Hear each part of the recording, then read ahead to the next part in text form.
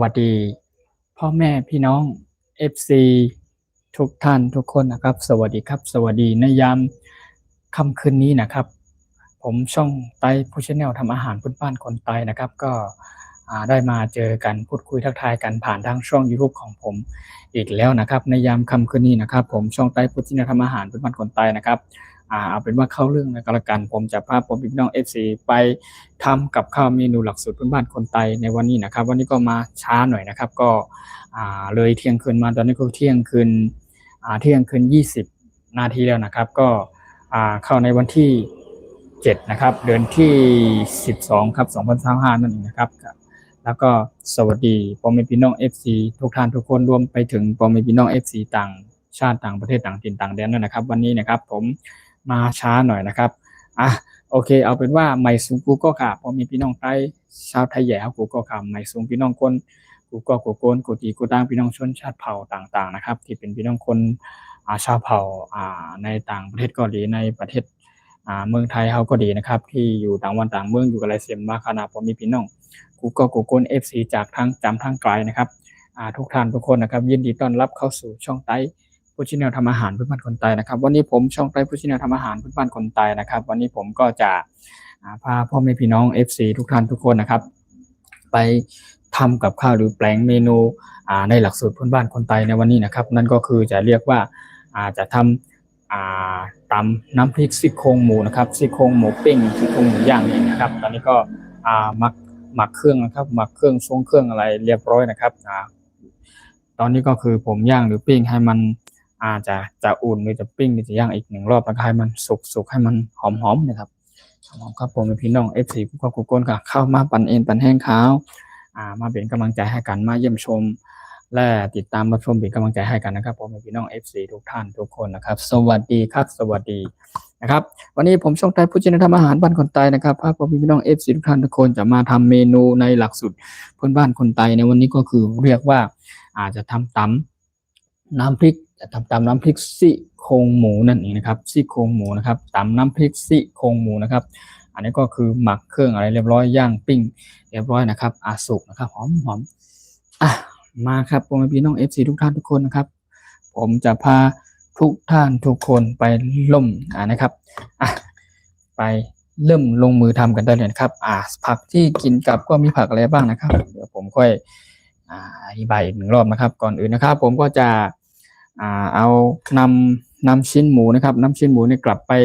ปิ้งหรือไปย่างอีก1 รอบนะครับอันนี้เป็นซี่โครงหมูนะครับซี่โครงหมูครับหอมเป๋ใจครับพี่น้องแล้วก็จะมีทั้งโถเนาไต้หอมเลยครับโถเนาไต้ครับผมเป็นพี่น้องค่ะโถเนาไต้ค่ะโอเค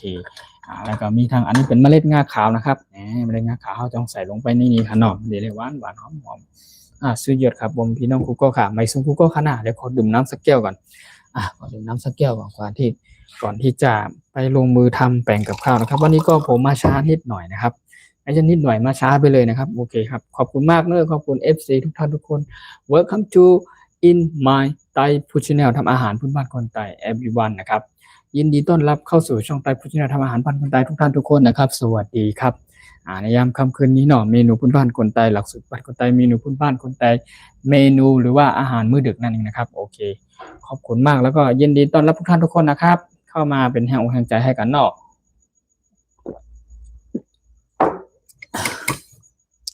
หน่อไม้นะครับหน่อไม้นี่คือต้มทิ้งไว้สักพักละตอนนี้คือ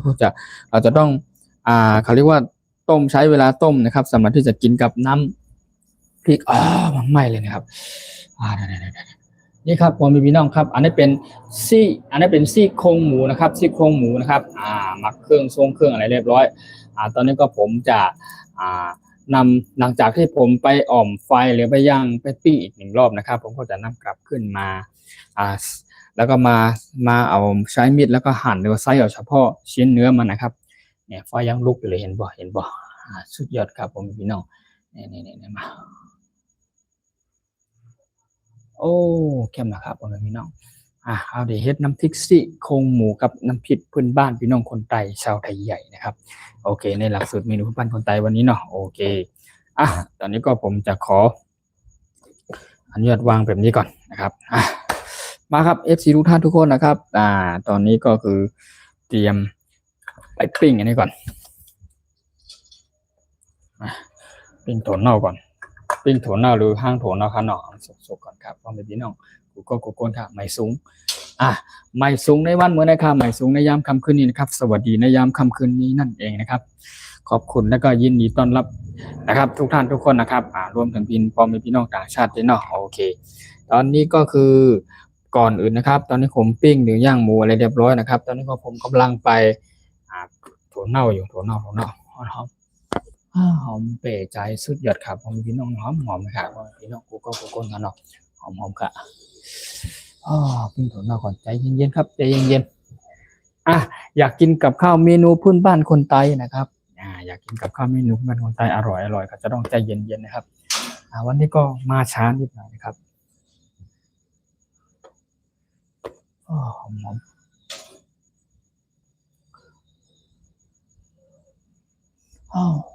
ขนาดเลยปิ้งครับปิ้งถั่วเน่ากันเนาะถั่วเน่าปิ้งถั่วเน่าก่อนวันนี้มันฝรั่งนี่มันฝรั่งแล้วแต่ปิ้งมันฝรั่งสวัสดีครับสวัสดีทุกท่านทุกคนนะครับสวัสดีครับ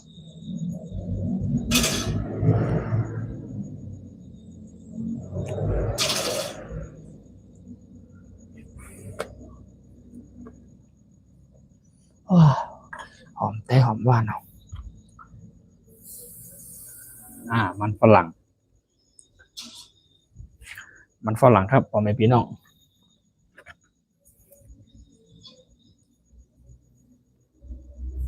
สวัสดีครับสวัสดีทุกท่านทุกคนนะครับสวัสดีครับ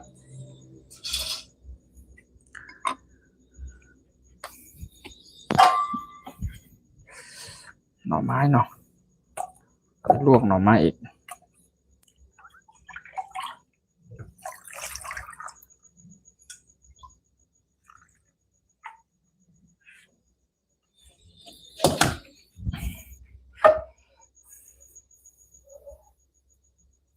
อันนี้เป็นมันฝรั่งครับมันฝรั่งปิ้งเลยอันนี้คือเราต้มไปหนึ่งรอบละแต่ว่าเราจะนำกลับขึ้นมาต้มมันไม่ค่อยสุกนะครับเท่าไหร่นะครับสุกเราจะได้ให้มันหอมครับจะต้องนำกลับไปย่างไปปิ้งอีกหนึ่งรอบครับสวัสดีครับทักทายครับขอบคุณมากครับขอบคุณจากการคอมเมนต์จากพ่อพี่น้อง FC นอกจากทางในนะครับคนแรกที่คอมเมนต์เข้ามาขอบคุณมากเนอะที่เข้ามาเป็นแห่งอกแห่งใจให้กันนะครับเข้ามานะครับวันนี้ก็ผมพาพ่อแม่พี่น้อง FC ทุกท่านทุกคนนะครับนี่แล้วก็ไปย่างให้ไม่ค่อยสุกเนาะจะไปย่างให้สุกสวัสดีครับสวัสดีทุกท่านทุกคนนะครับสวัสดีครับนะครับเป็นอันนี้เป็นซี่โครงหมูนะครับซี่โครงหมูนะครับนี่จะทำเป็นน้ำพริกอันนี้นะครับซี่โครงหมูครับพ่อแม่พี่น้องแล้วก็นั่นเป็นมันฝรั่งนะมันฝรั่งปิ้งก่อนใจเย็นๆนะครับใจเย็น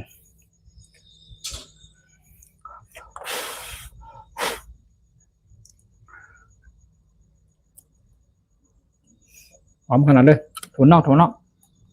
ผ่นครับพ่อแม่พี่น้องแผ่น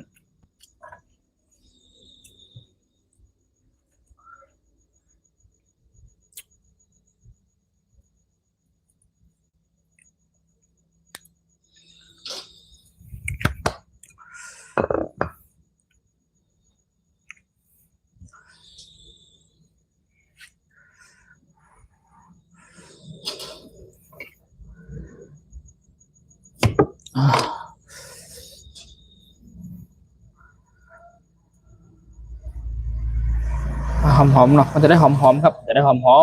มเลยขอบคุณครับทุกท่านทุกคนเข้ามาเป็นแห่งอกแห่งใจให้กันเนาะเป็นตะไคร้หอมเป็นไงก่อนมาครับพ่อแม่พี่น้อง FC ทุกท่านทุกคนนะครับมาครับโอเคตอนนี้ก็มีนะครับตอนนี้ก็มีอันนี้เนาะมี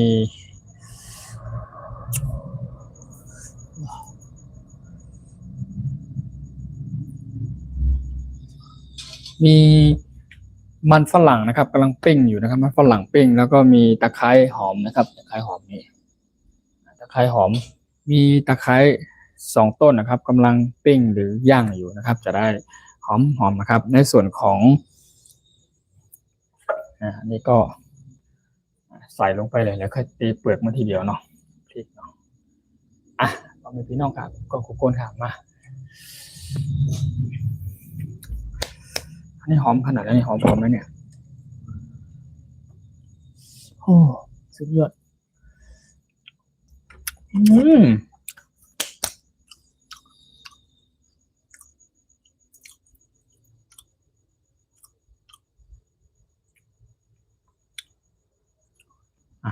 ปิ้ง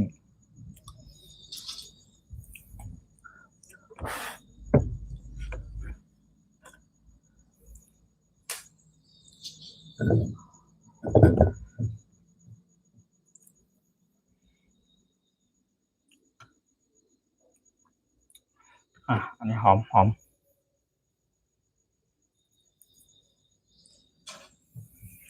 สวัสดีครับสวัสดีพ่อแม่พี่น้อง FC ทั้ง23-25ท่านครับเข้ามาเป็นแห่งอกแห่งใจเป็นกำลังใจให้กันเนาะนะครับในวันนี้ก็ขอให้มีความสุขกันแล้วก็ขอให้สนุกสนานกับการที่ได้เข้ามาติดตามรับชมนะครับในขนาดตอนนี้ผมไลฟ์สดอยู่เนาะโอเคยินดีต้อนรับทุกท่านทุกคนนะครับเข้าสู่ช่องไต้ฟู้ดชาแนลทำอาหารเป็นบ้านคนไต้นะครับขอบคุณมากครับ Welcome to everyone in my Thai food channel ทำอาหารพื้นบ้านคนไทย everyone นะครับ everyone enjoy with me my Thai food channel ทำอาหารพื้นบ้านคนไทย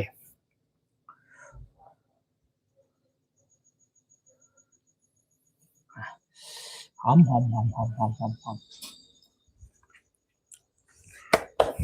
มนะครับพ่อแม่พี่น้อง FC กูก็กูก้นฮะสวัสดีครับสวัสดีครับสวัสดีโอเควันนี้ก็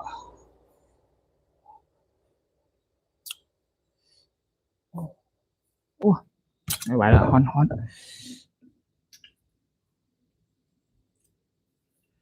โอ้โหฮ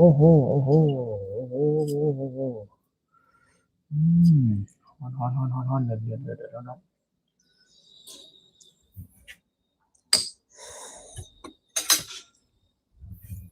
สวัสดีครับสวัสดีทุกท่านทุกคนนะครับสวัสดีครับ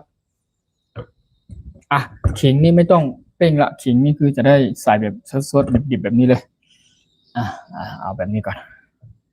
โอเคนี่เลยฮ้อนสุดยอด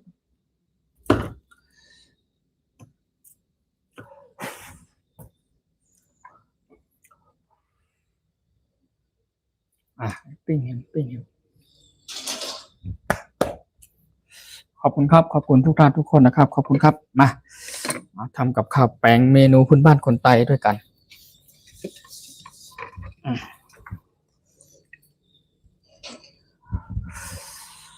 สวัสดีครับสวัสดีทุกท่านทุกคนนะครับสวัสดีครับ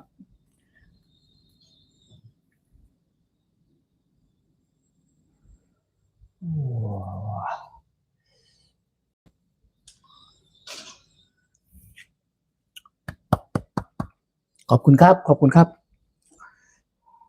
เอาให้สุกหอม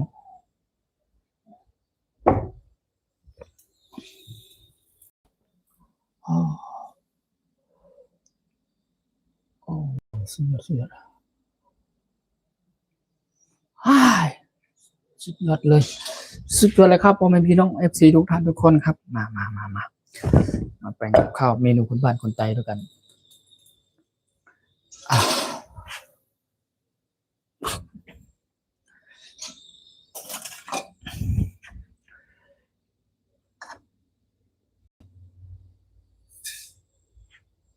เมล็ดงาขาว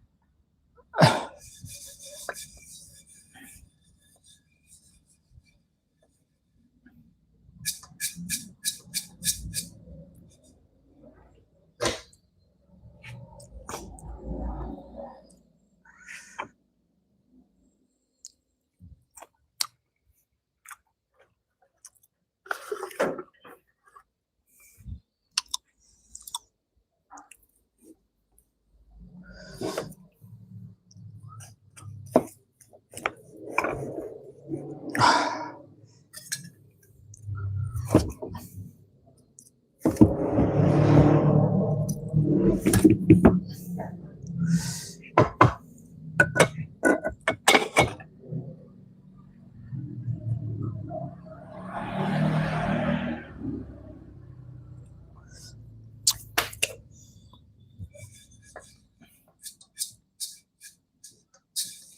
้ยตกลงไปในนี้ละไม่เป็นไรนี่เนาะนี่เนาะ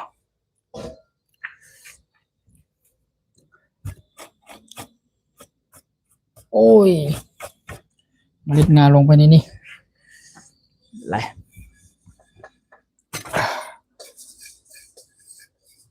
คั่วงาให้มันสุกๆเนาะใส่ลงไปในนี้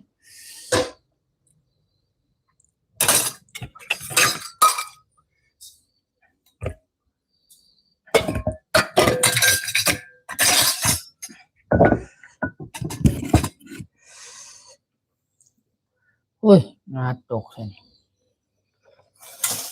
ต่อไปนะครับต่อไปก็จะนำหน่อไม้นะครับไปต้มอีกสักนิดหนึ่งให้มันอุ่นๆเนาะเรียบร้อย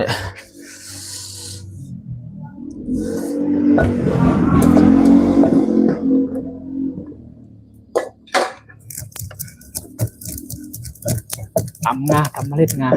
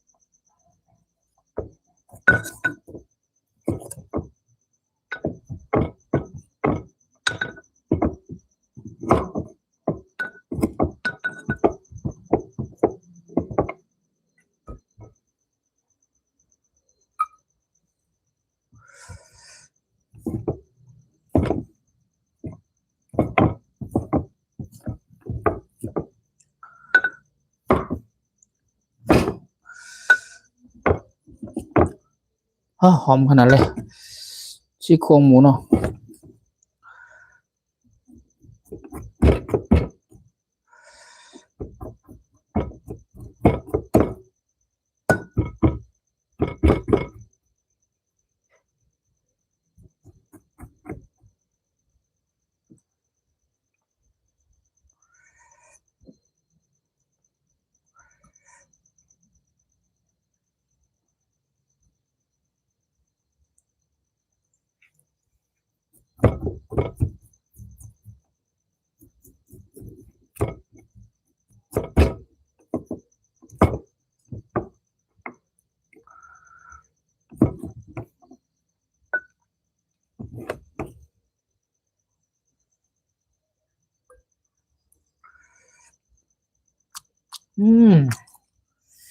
หอมขนาดเลย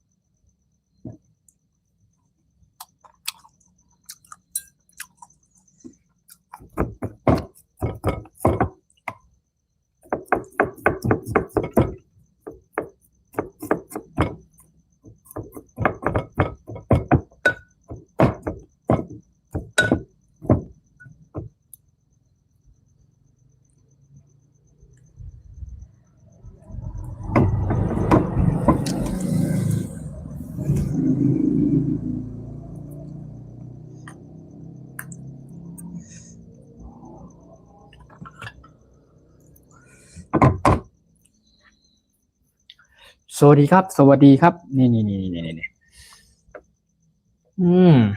ให้ดูใกล้ๆเลยนี่ซี่โครงหมูโอ้โหสุดยอดนี่สุดยอดสวัสดีครับสวัสดีทุกท่านทุกคนนะครับสวัสดีครับ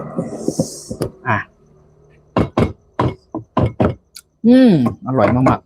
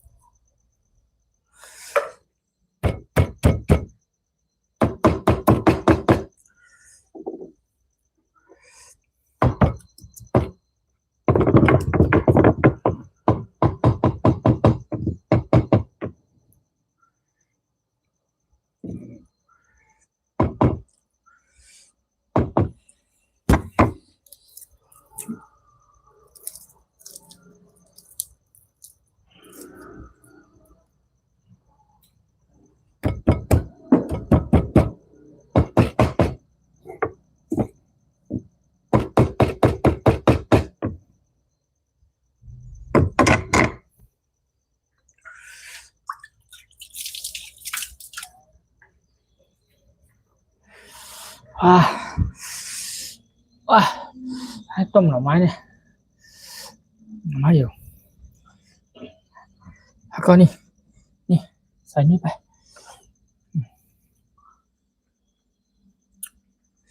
สุดยอด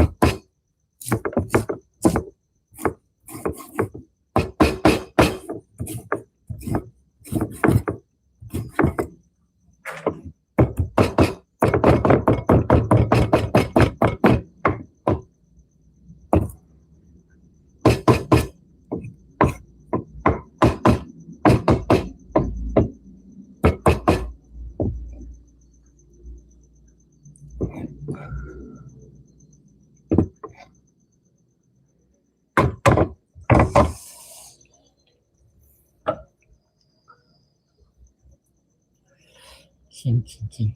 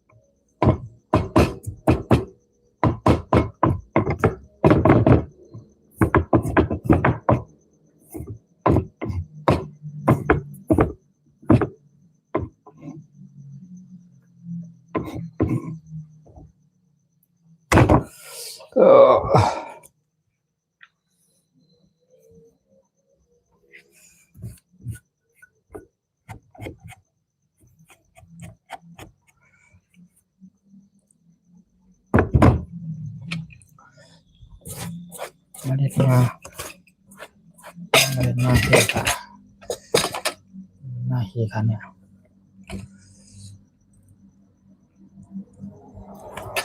เล่นง่ายเมล็ดงาขาวครับเมล็ดงาขาวมันหกใส่นะครับบนนี่ไม่เป็นไร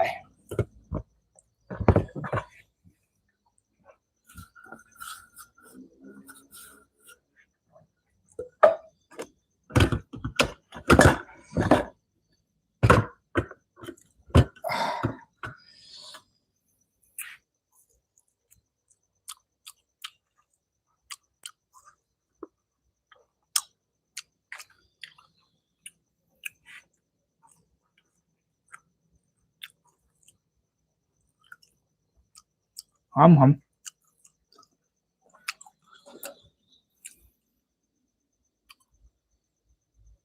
ต้มหน่อไม้อยู่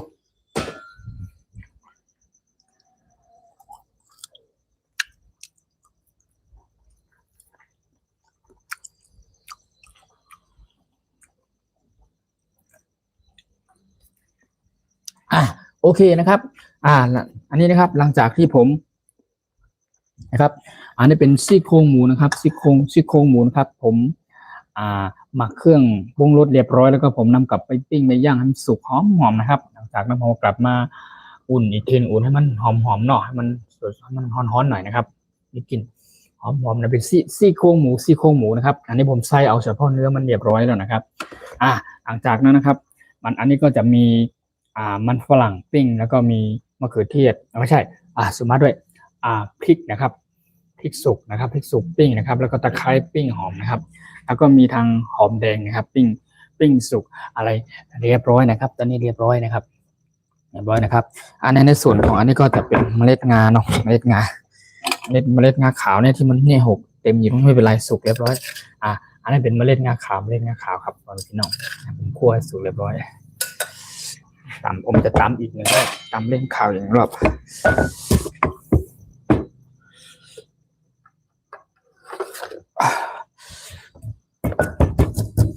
ตำเล่นข่าวอีกหนึ่งรอบ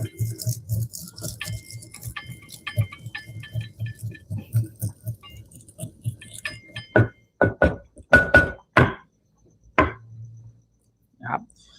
ใส่ลงไปในนี้เลยโอเคเรียบร้อยต่อไปก็เป็นถั่วเน่าแผ่นนะครับถั่วเน่าแผ่นครับพ่อแม่พี่น้องตามถั่วเน่าแผ่นใส่ด้วย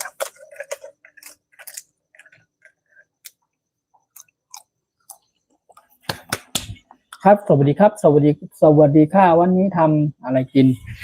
ครับสวัสดีครับวันนี้ผมพา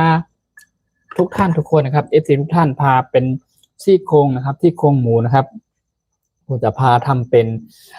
ตำน้ำพริกคล้ายๆแบบน้ำพริกคั่วทรายแต่ว่าใช้ซี่โครงหมูนะครับใส่ลงไปครับอันนี้หอมขนาดเลยครับซี่โครงหมูนะครับในส่วนของอันนี้ก็คือผมกำลังปรุงเครื่องปรุงรสเรียบร้อยนะครับผมจะนำกลับไป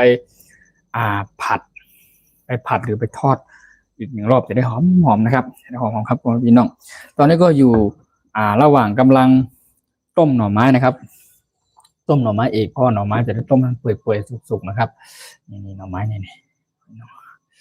หน่อไม้ครับผมพี่น้องโอเคทุกคนแล้วก็อันนี้ก็ตำถั่วเน่าครับตำถั่วเน่า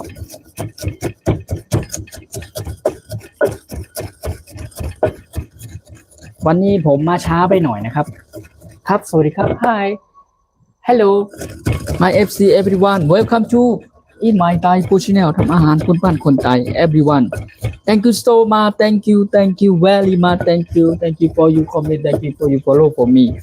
thank you ครับ welcome to everyone นะครับ welcome to เข้ามาอันนี้ก็ผมตำเรียบร้อยนี่อันนี้เป็นถั่วเน่านะครับใส่ลงไป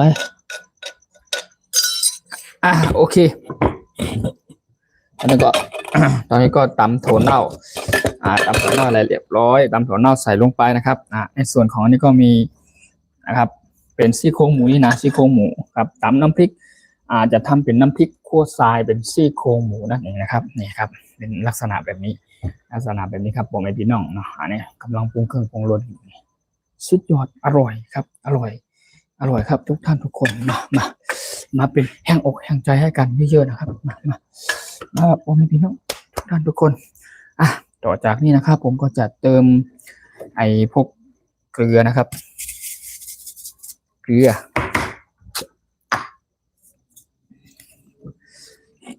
ลงไป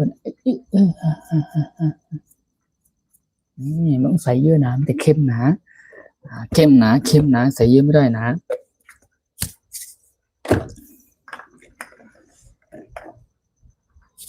อันนี้ผงชูรสผงชูร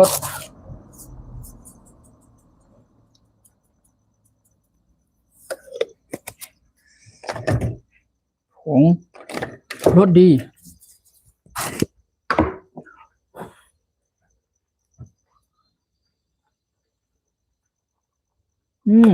จัดไป coming everyone so many people coming จัดไปจัดไปขอบคุณครับขอบคุณครับนี่จัดไปพ่อแม่พี่น้องโอเคเนี่ยอร่อยมากๆแน่นอนครับตอนนี้ก็ต้มหน่อไม้เสร็จเรียบร้อยต้มหน่อไม้ครับตอนนี้หน่อไม้น่าสุกแล้วทำไงต่อนะหน่อไม้น่าสุกแล้ว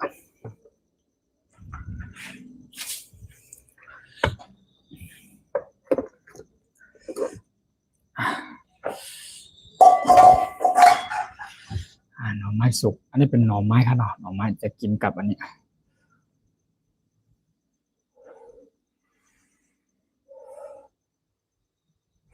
ร้อนขนาดเลย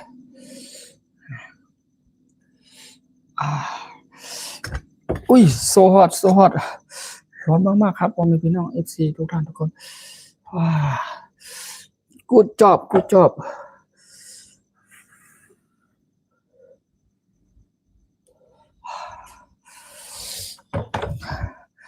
ยอดพ่อแม่พี่น้อง FC ทุกท่านทุกคนนี่หน่อไม้นี่จะกินกับเนี่ยน้ำพริกโคตรทรายเนี่ยน้ำพริกโคตรทรายแบบนี้นี่เลยพ่อแม่พี่น้องนี่หอมเนี่ยหอมขนาดนี้นี่ใส่ต่อไปนะครับต่อไป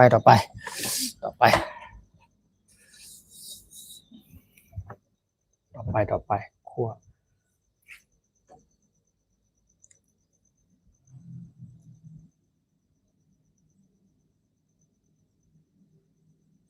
นี่เขาเรียกว่าน้ำพริกคั่วทรายนะครับทำน้ำพริกคั่วทรายนะครับใส่ซี่โครงหมูครับซี่โครงหมูย่างนะครับพอมีพี่น้อง FC เนาะซี่โครงหมูย่างนะครับแล้วก็ผมจะนำนะครับที่ผมเตรียมไว้นะครับนำกลับไปผัดนะครับผัดให้สุกอร่อยจัดไปตอนนี้ใกล้จะเสร็จสมบูรณ์เรียบร้อยนะครับกี่นาทีแล้วตอนนี้ครับ What time is now 12:52 minutes นะครับ I think maybe 10 minutes everything finish นะครับขอบคุณมากครับ Thank you so much Thank you for your comment ดีมึงละยังไม่ได้กินข้าว10 นาทีเดี๋ยวได้กินแล้วครับมาในนามเมนูหลักสูตรพื้นบ้านคนไทยเรียกว่าเมนูนี้นะครับจะเรียกว่าจะทำน้ำพริกคั่วทรายเป็นจากใส่ซี่โครงหมูปิ้งซี่โครงหมูย่างนะครับหอมสุดยอดครับผมพี่น้องแล้วก็มีผักที่ต้องกินกับผักก็มีเยอะมากมายนี่มะเขือพวงพี่น้องคนไทยเรียกว่ามาแห่งจ้างนี่เลยนี่หน่อไม้ต้มสดๆร้อนๆอุ่นๆเลยจัดไว้พอพี่น้องคุณก็ค่ะค้างต้นหอมผักชีต้นหอมผักชีเดี๋ยวซอยลงไปเลยต้นหอมผักชีเนี่ยอันนี้ก็เป็นผักชีฝรั่งผักชีว่างเราจะใส่ลงไปโอเคตอนนี้ก็คือกำลังเนี่ยก็จะผัดลงไปแล้วนี่มาจัดไปพี่น้องมามีความสุขด้วยกันนะครับมากินกับข้าวกับปลาเมนูพื้นบ้านคนไทยด้วยกันนะครับนี่จัดไปผมพี่น้องจัดไปนะครับโอเคหิวข้าวขนาด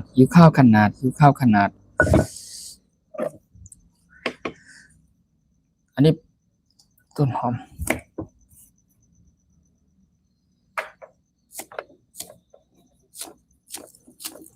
ตี 1แล้วยังไม่ได้กินมาเดี๋ยวมากินด้วยกันนะครับใกล้แล้วใกล้เสร็จแล้วครับพ่อแม่พี่น้องครับไม่เกิน10 นาทีครับต่อจากนี้ไปไม่เกิน10 นาทีโอเค maybe 10 minutes only everything finish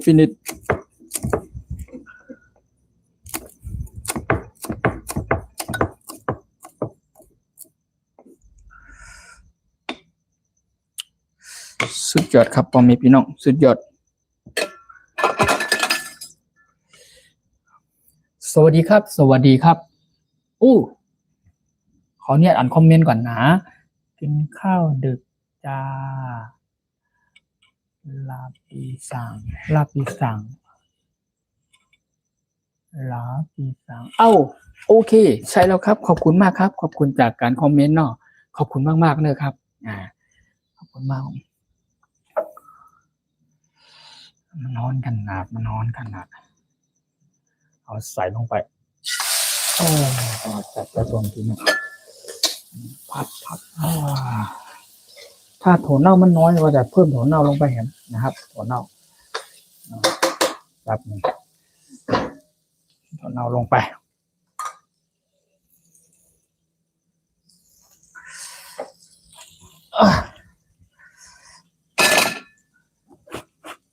อันนั้นเมล็ดงาเนาะเมล็ดงาไม่เป็นไรงา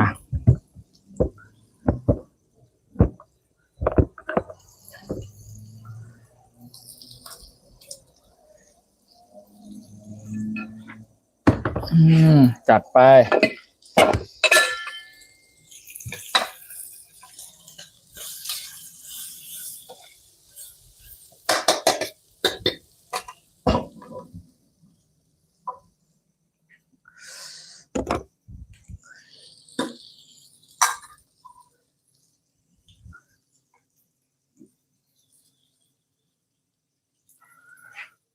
ต้นหอมผักชี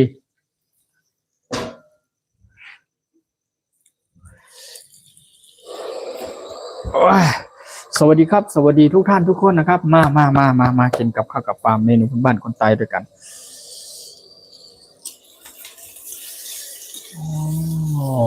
ยอดครับพ่อแม่พี่น้องครับ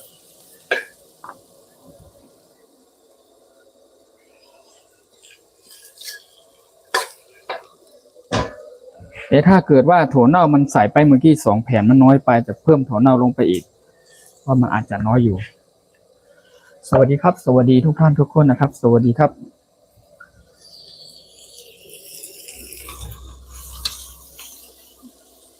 คล้ายๆแบบน้ำตกใช่ไหมแต่ไม่ใช่ครับคล้ายๆแบบน้ำตกครับแต่อันนี้มันเป็นเขาเรียกว่าจะทำเป็นน้ำพริกคั่วทรายใส่ชิ้นซี่โครงหมูนะครับนี่ซี่โครงหมูนี่อันนี้ครับพอไม่พี่น้องซี่โครงหมูนี่เพราะฉะนั้นถ้วยนี้น้อยไปหน่อยถ้วยนี้น้อยไปหน่อยจัดไปจานนี้เลยใส่ในจานนี้เลย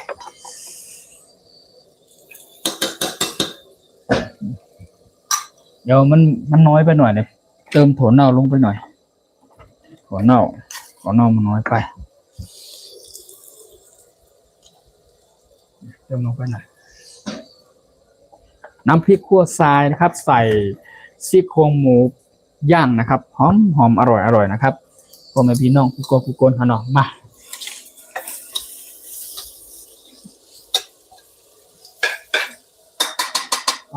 สุดยอดพ่อแม่พี่น้อง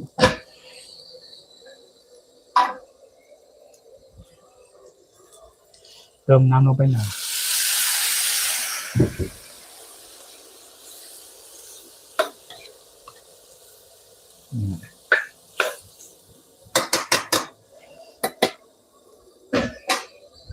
สวัสดีครับสวัสดีทุกท่านทุกคนนะครับ Welcome to my Thai food channel ทำอาหารพื้นบ้านคนไทย everyone welcome to นะครับ welcome to thank you very much thank you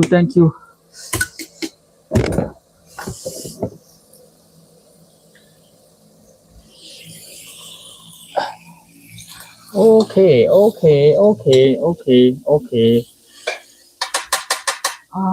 สุดยอดครับผมพี่น้อง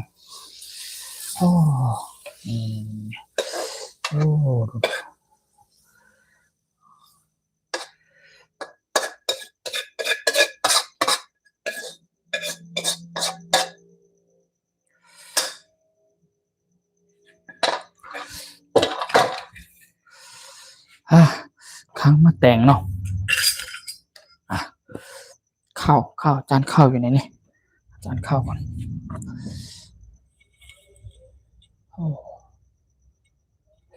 สุดยอดครับผมพี่น้อง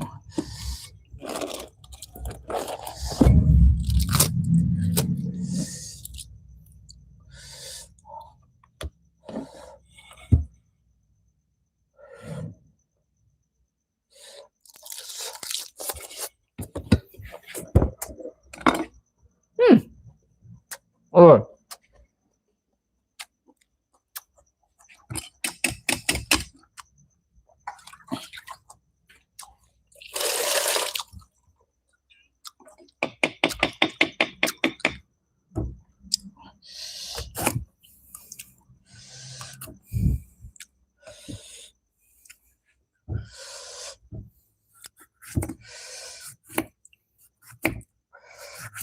สวัสดีครับสวัสดีทุกท่านทุกคนนะครับสวัสดีพ่อแม่พี่น้อง FC นะครับ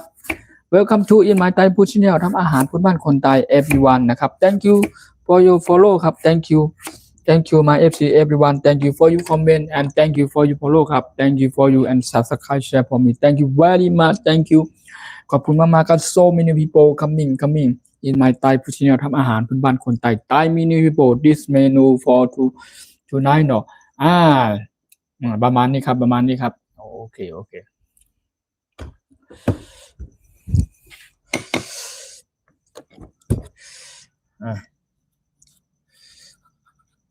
นี่จัดไปผมมีพี่น้องจัดไปครับจัดไปมะแตงมีเมล็ดงาขาวไม่เป็นไรมะแตงขาวที่คั่วสุกเรียบร้อยแล้วนะครับโอเค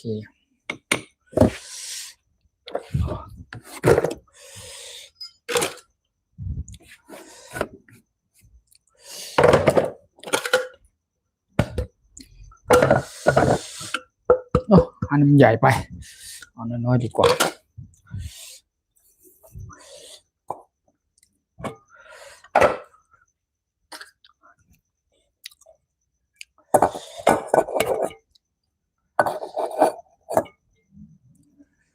สวัสดีครับสวัสดีทุกท่านทุกคนนะครับเดือนหนึ่งละยังไม่ได้กินอีกหรอกินข้าวดึกจ้าโอเคขอบคุณมากครับขอบคุณจากการคอมเมนต์ครับขอบคุณครับดื่มน้ำสักแก้วก่อนเนาะไม่ไหวละหิวน้ำขนาดเลย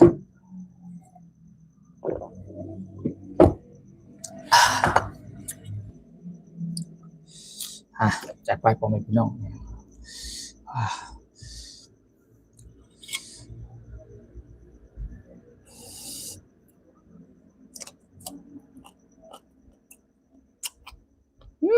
เพื่อ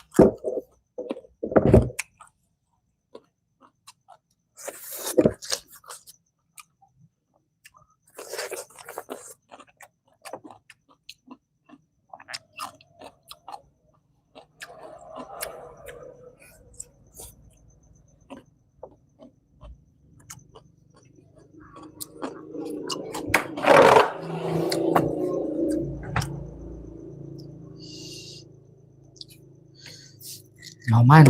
ม้ครับสวัสดีครับสวัสดีทุกท่านทุกคนนะครับ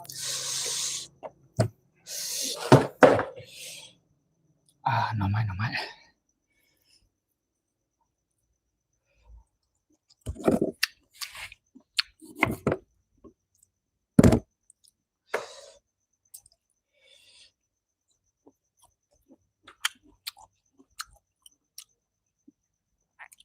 ้ำพริกขั่วทรายเนาะโอ้ใส่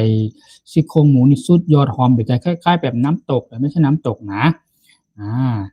มันอร่อยเนอะ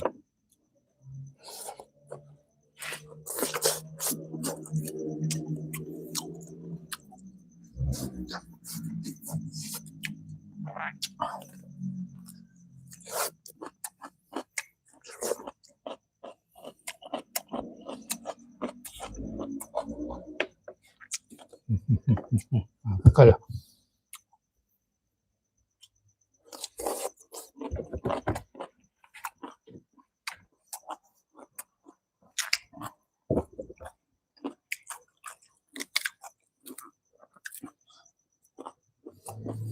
มะเขือมะเขือ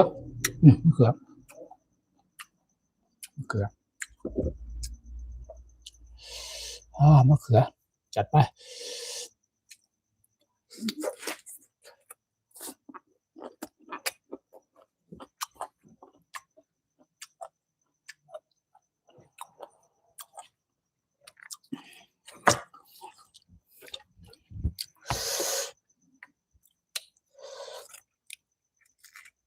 หน่อไม้ครับหน่อไม้ค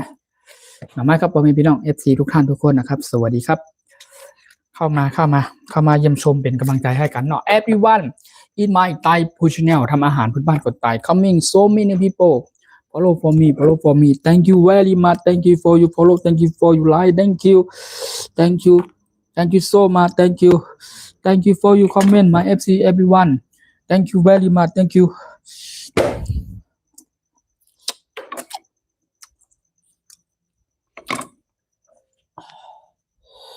หน่อไม้เนาะนี่หน่อไม้อร่อยมากๆหน่อไม้หอมหน่อไม้เนี่ย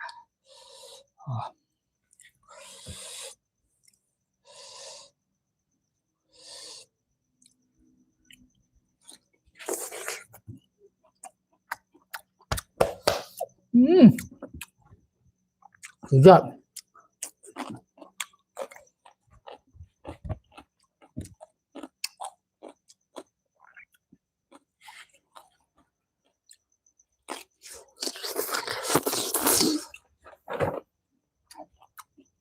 ครับทักทายครับลูกศรโมหนึ่งครับขอบคุณมากครับอ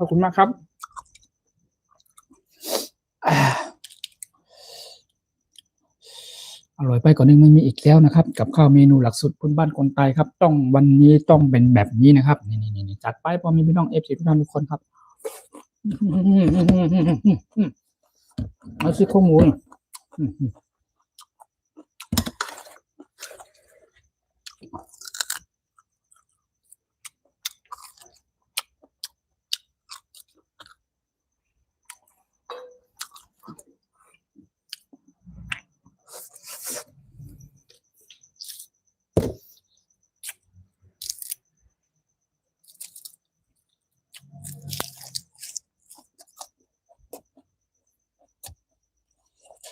หอมครับหอมทุกอย่างครับ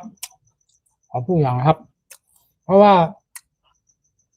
ในเมนูหลักสูตรพื้นบ้านคนไทยในวันนี้เนี่ยครับเป็นเรียกว่าทำน้ำพริกขั่วทรายนะครับใส่ซี่โครงหมูนี่ครับใส่ซี่โครงหมูนะครับซี่โครงหมูย่างนะครับหอมอร่อยมากๆเลยครับอันนี้ไส้ออกจากรสเนื้อมันนะครับไส้ออกเรียบร้อยนะครับไส้ออกมาหน้าตาจะอยู่ประมาณนี้ครับกินกับผักอย่างนี้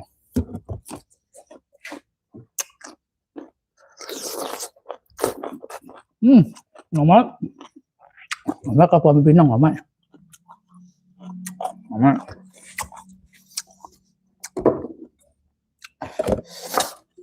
มาครับทุกท่านทุกคนมาครับ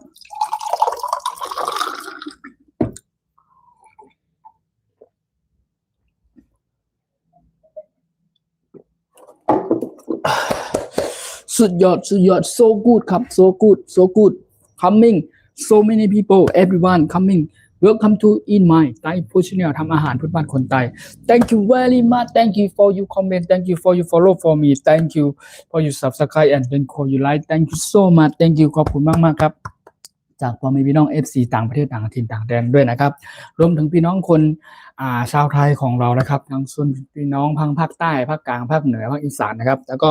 น้องคนไทยชาวไทยใหญ่ของเราทุกท่านทุกคนนะครับยินดีต้อนรับพี่น้องทุกๆส่วนเผ่าด้วยนะครับขอบคุณมากครับขอบคุณจากการกดไลค์กดแชร์กดติดตามเข้ามาเนาะโอเคหมายสูงกูก็ค่ะหมายสูงแปลว่าสวัสดีครับนั่นเองนะครับพ่อแม่พี่น้องเอาไปให้ดูใกล้ๆเลยจัดไปเลยครับพ่อแม่พี่น้องไปพ่อแม่พี่น้องเหมาะขนาดผ่านไปใจครับพ่อแม่พี่น้องนุ่นหน่อไม้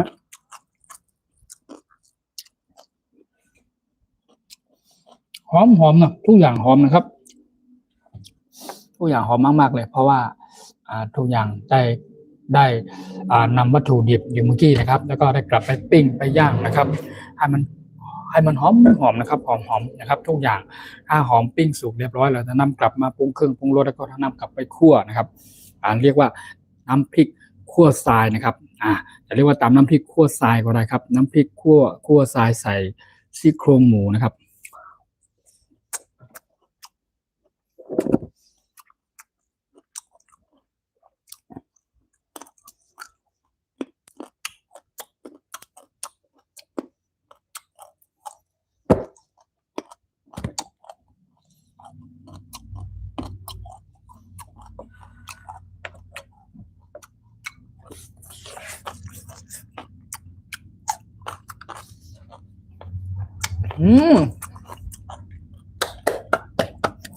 Thank you so much Thank you Welcome to everyone นะครับยินดีต้อนรับทุกท่านทุกคนนะครับ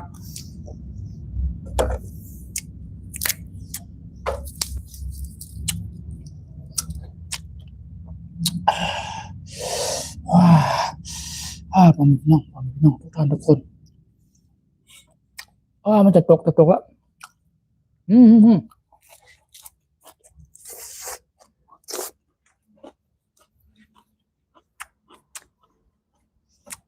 อร่อยมากๆครับอร่อยมากๆครับทักทายครับสวัสดีครับพยายามคงจิตงานั่นก่อนครับพยายามคงจิตงาครับยินดีต้อนรับนะครับยินดีต้อนรับพ่อแม่พี่น้อง FC ทุกท่านทุกคนนะครับจัดไปพ่อแม่พี่น้องกินผักมีประโยชน์นะครับผักสดจัดไปครับอยากกินกับข้าวเมนูพื้นบ้านคนไทยสุดแสนอร่อยครับต้องช่องไต้ฟู้ดชาแนลทำอาหารพื้นบ้านคนไทยพาทำพากินให้เห็นแบบสดร้อนๆเนี่ยนะครับต้องช่องไต้ฟู้ดชาแนลทำอาหารพื้นบ้านคนไทยครับช่องไต้เฮ็ดข้าวผักครับบอมีพี่น้องกูก็มาปันแห้งครับโอเค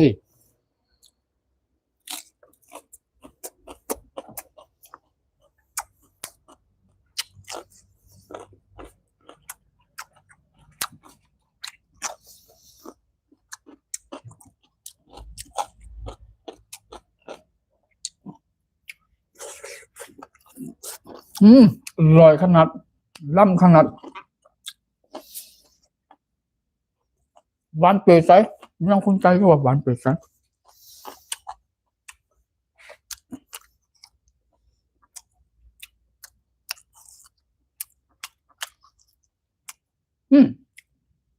น้ำพริกใส่ซี่โครงหมูนะครับซี่โครงหมูนะครับนี่ซี่โครงหมูนี่ซี่โครงหมูปิ้งย่างเรียบร้อยนะครับใส่ลงไปในนี้หอมสุดยอดสุดหอมถั่วเน่าด้วยนะครับถั่วเน่าไตครับถั่วเน่าไตครับถั่วเน่าแผ่นถั่วเน่าดูทางโปงถั่วเน่านั่นเองนะครับอาจจะมีพี่น้อง FC บางท่านหรือว่าเพิ่งเข้ามานะครับอาจจะยังไม่รู้ว่าถั่วเน่ามันคืออะไรนะครับบางท่านที่ FC ใหม่ๆเนาะที่เป็น FC ที่ทุกครั้งที่ผมไลฟ์สดผ่านทางช่อง YouTube ก็มี FC หลายๆท่านเข้ามาติดตามรับชมแล้วก็อาจจะ อาจจะรู้ว่าอาจจะเข้าใจว่าอ๋ออันนี้โถนเน่าอันนี้แผ่นโถนเน่าอันนี้ผงโถนเน่านะครับในนามหลักสูตรเมนูบ้านคนใต้นะครับทุกครั้งจะต้องใส่โถนเน่าหรือผงโถนเน่านี่นะครับโถนเน่าแผ่น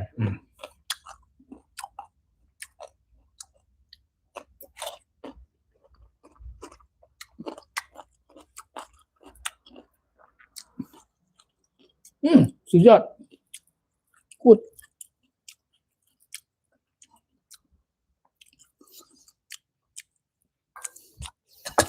สุดยอดครับผมเป็นพี่น้อง FC ทุกท่านทุกคนนะครับมะเขือ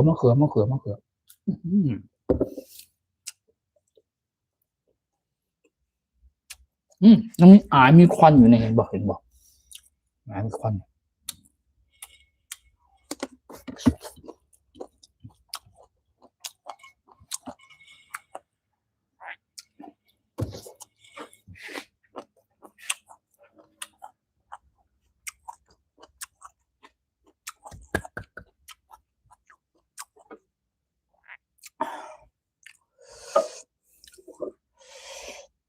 หน่อไม้ต้ม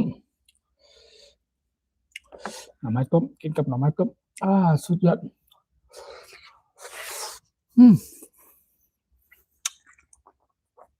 อร่อยมากๆเลย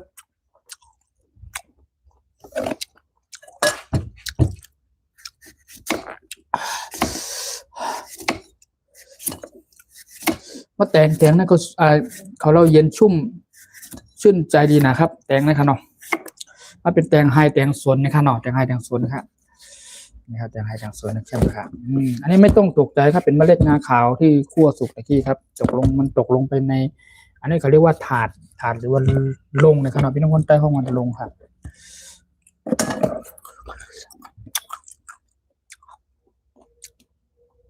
สุดยอด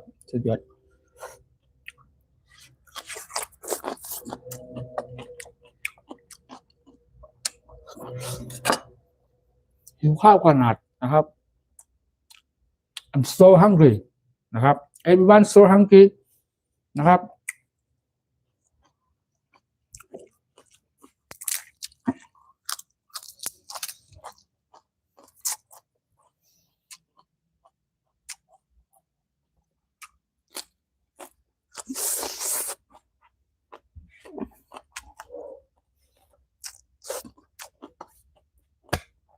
Thank you so much thank you for everyone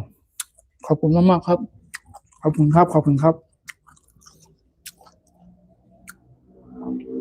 หวานเปรี้ยวใจสุดยอดครับหอมทุกอย่างครับผมพี่น้องครับหอมเปรี้ยวใจข้านี่หอมเปรี้ยวใจข้านะ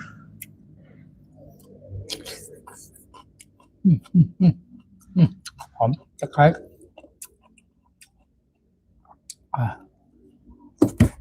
นี่ซี่โครงหมูครับทักทายครับสวัสดีครับเนอะทักทายครับพ่อแม่พี่น้อง FC ทุกภาคส่วนนะครับสวัสดีครับ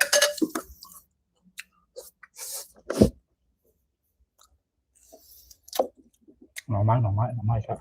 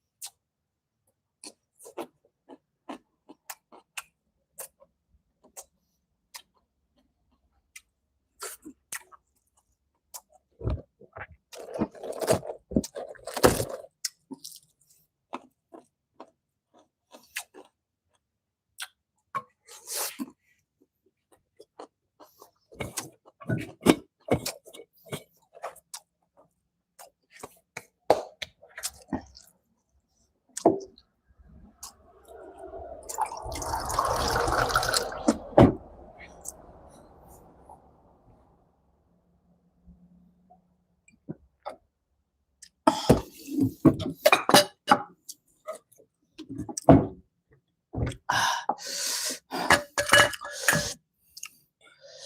ร่อยขนาดเลย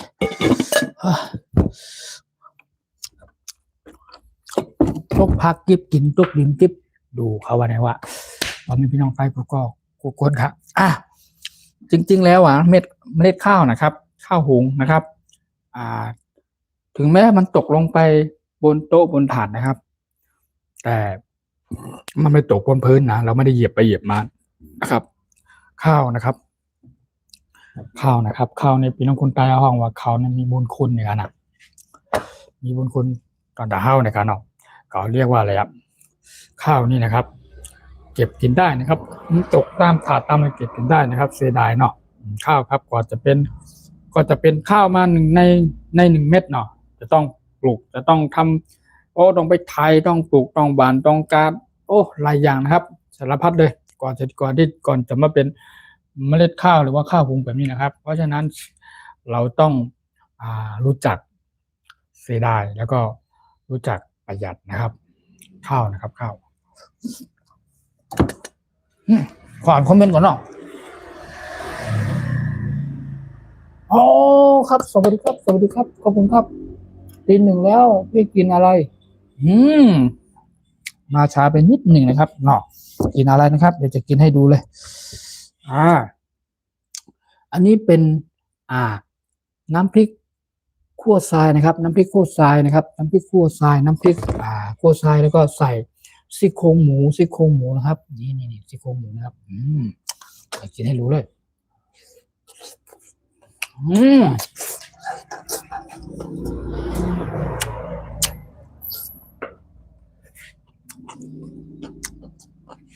เป็นเมนูบ้านๆคนใต้นะครับ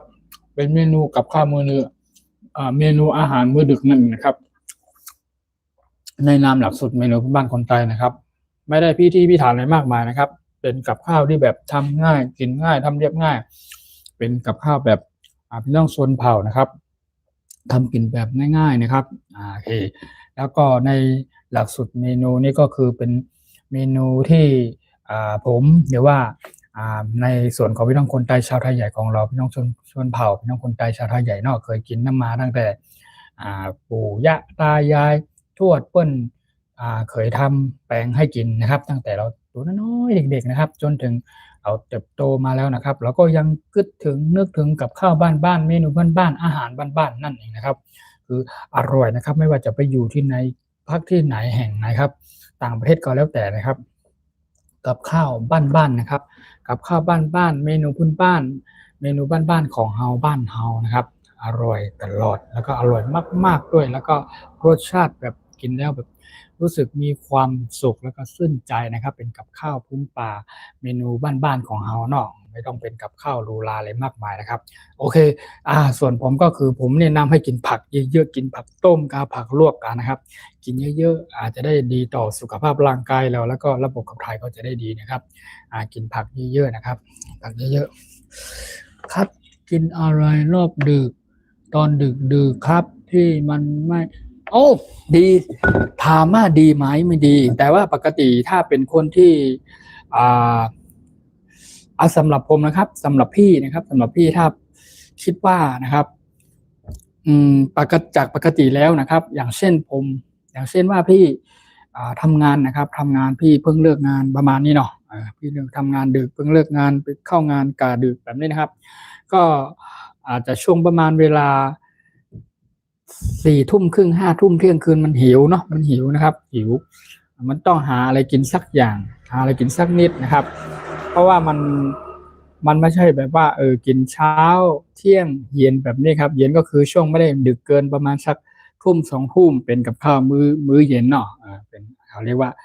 มื้อเย็นนะดินเนอร์นั่นกันเนาะแล้วก็ในส่วนของพี่คือชอบแบบกินประมาณนี้แล้วก็อีกอย่างนึงถ้าเกี่ยวกับในเมนูหลักสูตรพื้นบ้านพี่น้องคนใต้ชาวไทยใหญ่ของชนเผ่าของเหมือนพี่เนาะก็ในเมนูนี้นะครับคือเขาจะกินเป็นและทำเป็นกันอยู่นะครับค่อนข้างทำเป็นและกินเป็นกันอย่างมากอยู่แล้วนะครับในสำหรับพี่น้องคนใต้ชาวไทยใหญ่ของเรานะครับแต่ในค ความคิดของพี่นะครับความคิดของพี่ประมาณว่าพอดีว่าทางช่องของพี่เป็นช่องทำอาหารพื้นบ้านคนไทยนะครับเป็นช่องที่ทำอาหารเมนูบ้านๆเมนูดั้งเดิมนะครับเป็นกับข้าวเมนูพื้นบ้านพี่น้องชนเผ่าครับเผ่าพี่น้องคนไทยชาวไทยใหญ่นั่นเองนะครับแล้วก็พี่อยากจะให้พ่อแม่พี่น้อง FC ทุกภาคส่วนครับสิ่งที่ไม่เคยได้เห็นสิ่งที่ไม่เคยได้รับชมนะครับหรือไม่ก็สิ่งพี่พ่อแม่พี่น้อง FC ทางต่างประเทศนะครับโดยเฉพาะพี่น้องชาวฝรั่งชาวอังกฤษนะครับพี่น้องต่างประเทศนะครับหลายๆประเทศเนาะเปิ้นเขาเรียกว่าเปิ้นบอกเคยเห็นกับข้าวพี่น้องคนเหนือเฮาเนาะโอเคเปิ้นยังไม่เคยเห็นนะครับกับข้าวนะครับกับพี่น้องชนชาติเผ่าเหมือนผมนะครับและแต่พี่ว่าแต่ผมนะครับทำเสร็จทุกอย่างเรียบร้อยผมมานั่งแล้วก็ไลฟ์สดผ่านทางช่อง YouTube แบบนั้นนะมานั่งพูดคุยทักทายกันแบบนี้ก็ได้แต่ว่ามันเขาเรียกว่าอะไรอ่ะมันแค่มานั่งพูดคุยทักทายกันมันไม่ได้มาแบ่งปันความรู้ไม่ได้มาชักชวนกันให้มีความสนุกสนานแล้วก็ไม่ได้มาชักชวนกันทำกับข้าวสิ่งที่ไม่เคยเห็นสิ่งที่ไม่เคยได้รับชมนะครับในนามหลักสูตรเมนูบ้านคนไทยนะครับก็จะได้เห็นนะครับพอมีพี่น้องFCทุกท่านทุกคนต่างประเทศด้วยนะครับจะได้เห็นจะได้รับชมว่ากับข้าวเมนูนี่เป็นอย่างนี้ทำอย่างนี้เขาต้มกันอย่างนี้เขาแกงกันแบบนี้เขาผัดกันแบบนี้เขาตำน้ำพริกกันแบบนี้นะครับพี่อยากให้ในพี่ว่าโอเคในส่วนของผมนะผมอยากให้พ่อแม่พี่น้อง FC โดยเฉพาะพี่น้องต่างชาติต่างประเทศนะครับช่วงนี้เป็นเวลาตีหนึ่งนะครับจงเป็นเวลาตีหนึ่งตอนนี้ก็ตีหนึ่ง27 นาทีนะครับน่าจะไม่เกินตีสองนะครับแต่ถ้าเป็นบ้านเขาก็เป็นตีหนึ่งครึ่งแล้วนะครับโอเคถ้าเป็นประเทศเพื่อนบ้านของเขาเป็นเดย์ไทม์ใช่ไหมของเขาบ้านเขานะครับบ้านเขาเป็นชูไนท์บ้านเขาอาจจะเป็นประมาณวันโอคอกนะครับวันเตอร์เดย์โอคอกประมาณนี้ครับในช่วงอินอัพเทอร์นูนครับอัพเทอร์นูนบ้านเขานะครับเพื่อนอาจจะเป็นตอนกลางวันเพื่อนนอกเพื่อนอาจจะมีเวลาหรือว่าเพื่อนอาจจะที่เพื่อนมาติดตามรับชมอยู่เป็น FC ของช่องผมนะครับเพื่อนก็จะเข้ามาติดตามรับชมนะครับส่วนมากก็เข้ามาเป็นแห้งอกแห้งใจเป็นกำลังใจให้ผมด้วยนะครับแต่จริงๆแล้วถ้าเป็นบ้านเฮาเนาะบ้านเฮาแต่ณตอนนี้ก็เวลาตีหนึ่งครึ่งแล้วก็คือมันดึกแล้วมันดึกจริงๆบางท่านก็อาจจะนอนไปฝันไปถึงไหนกันถึงไหนแล้วฝันไปนู่นไปนี่ไปแอวฝันไปหลายที่หลายจุดแล้วเนาะบางท่านเนาะเพิ่นนอนกันตั้งแต่4 ทุ่ม5 ทุ่มแล้วแต่ตอนนี้มันก็ดึกแล้วตีหนึ่งครึ่งนั่นแหละนะครับดึกแล้วในส่วนของผมเป็นมันเคยเป็นความเคยชินของผมแล้วด้วยและอีกอย่างหนึ่งผมก็อยากจะทำกับข้าว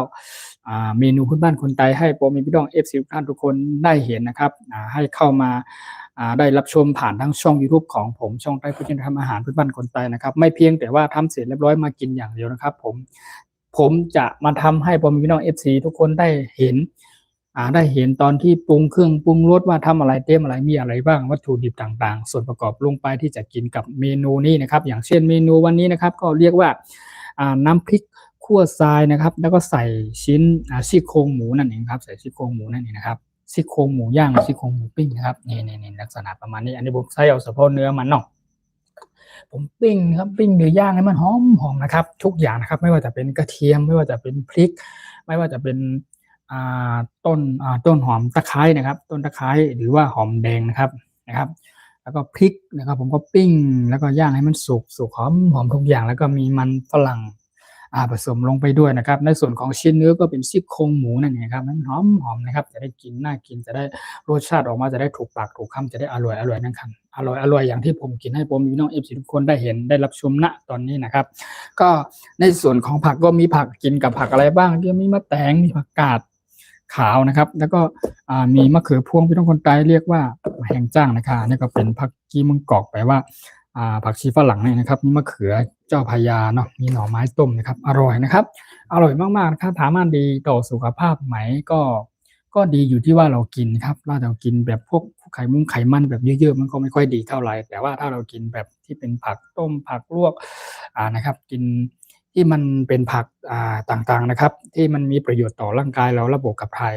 ของเรามันจะดีนะครับก็ไม่เป็นไรนะครับแล้วแต่ความชอบเนาะโอเคขอบคุณจากพ่อแม่พี่น้อง FC และทุกท่านทุกคนที่เข้ามาคอมเมนต์แล้วก็เข้ามาเยี่ยมชมเป็นกำลังใจให้ผมได้เนาะยังไงก็ขอบคุณมากก็แล้วกันขอบคุณมากๆเนอะขอบคุณครับขอบคุณจากความพี่น้องและให้ความห่วงใยกันเนาะโอเคขอบคุณมากครับขอบคุณครับ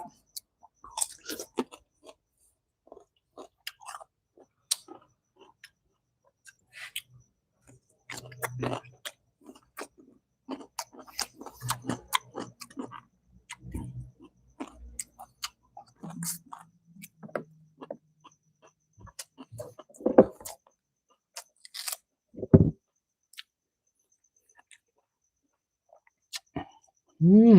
ครับ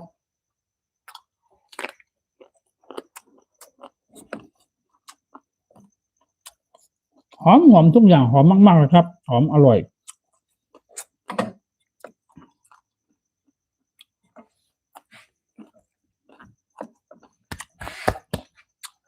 thank you so much thank you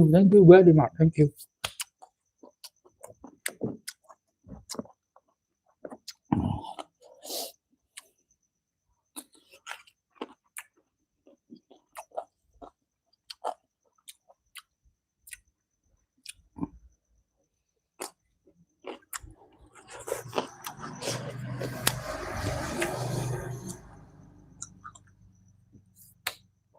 อาจจะมีเป็นบางวันหรือบางคืนผมไม่ได้มา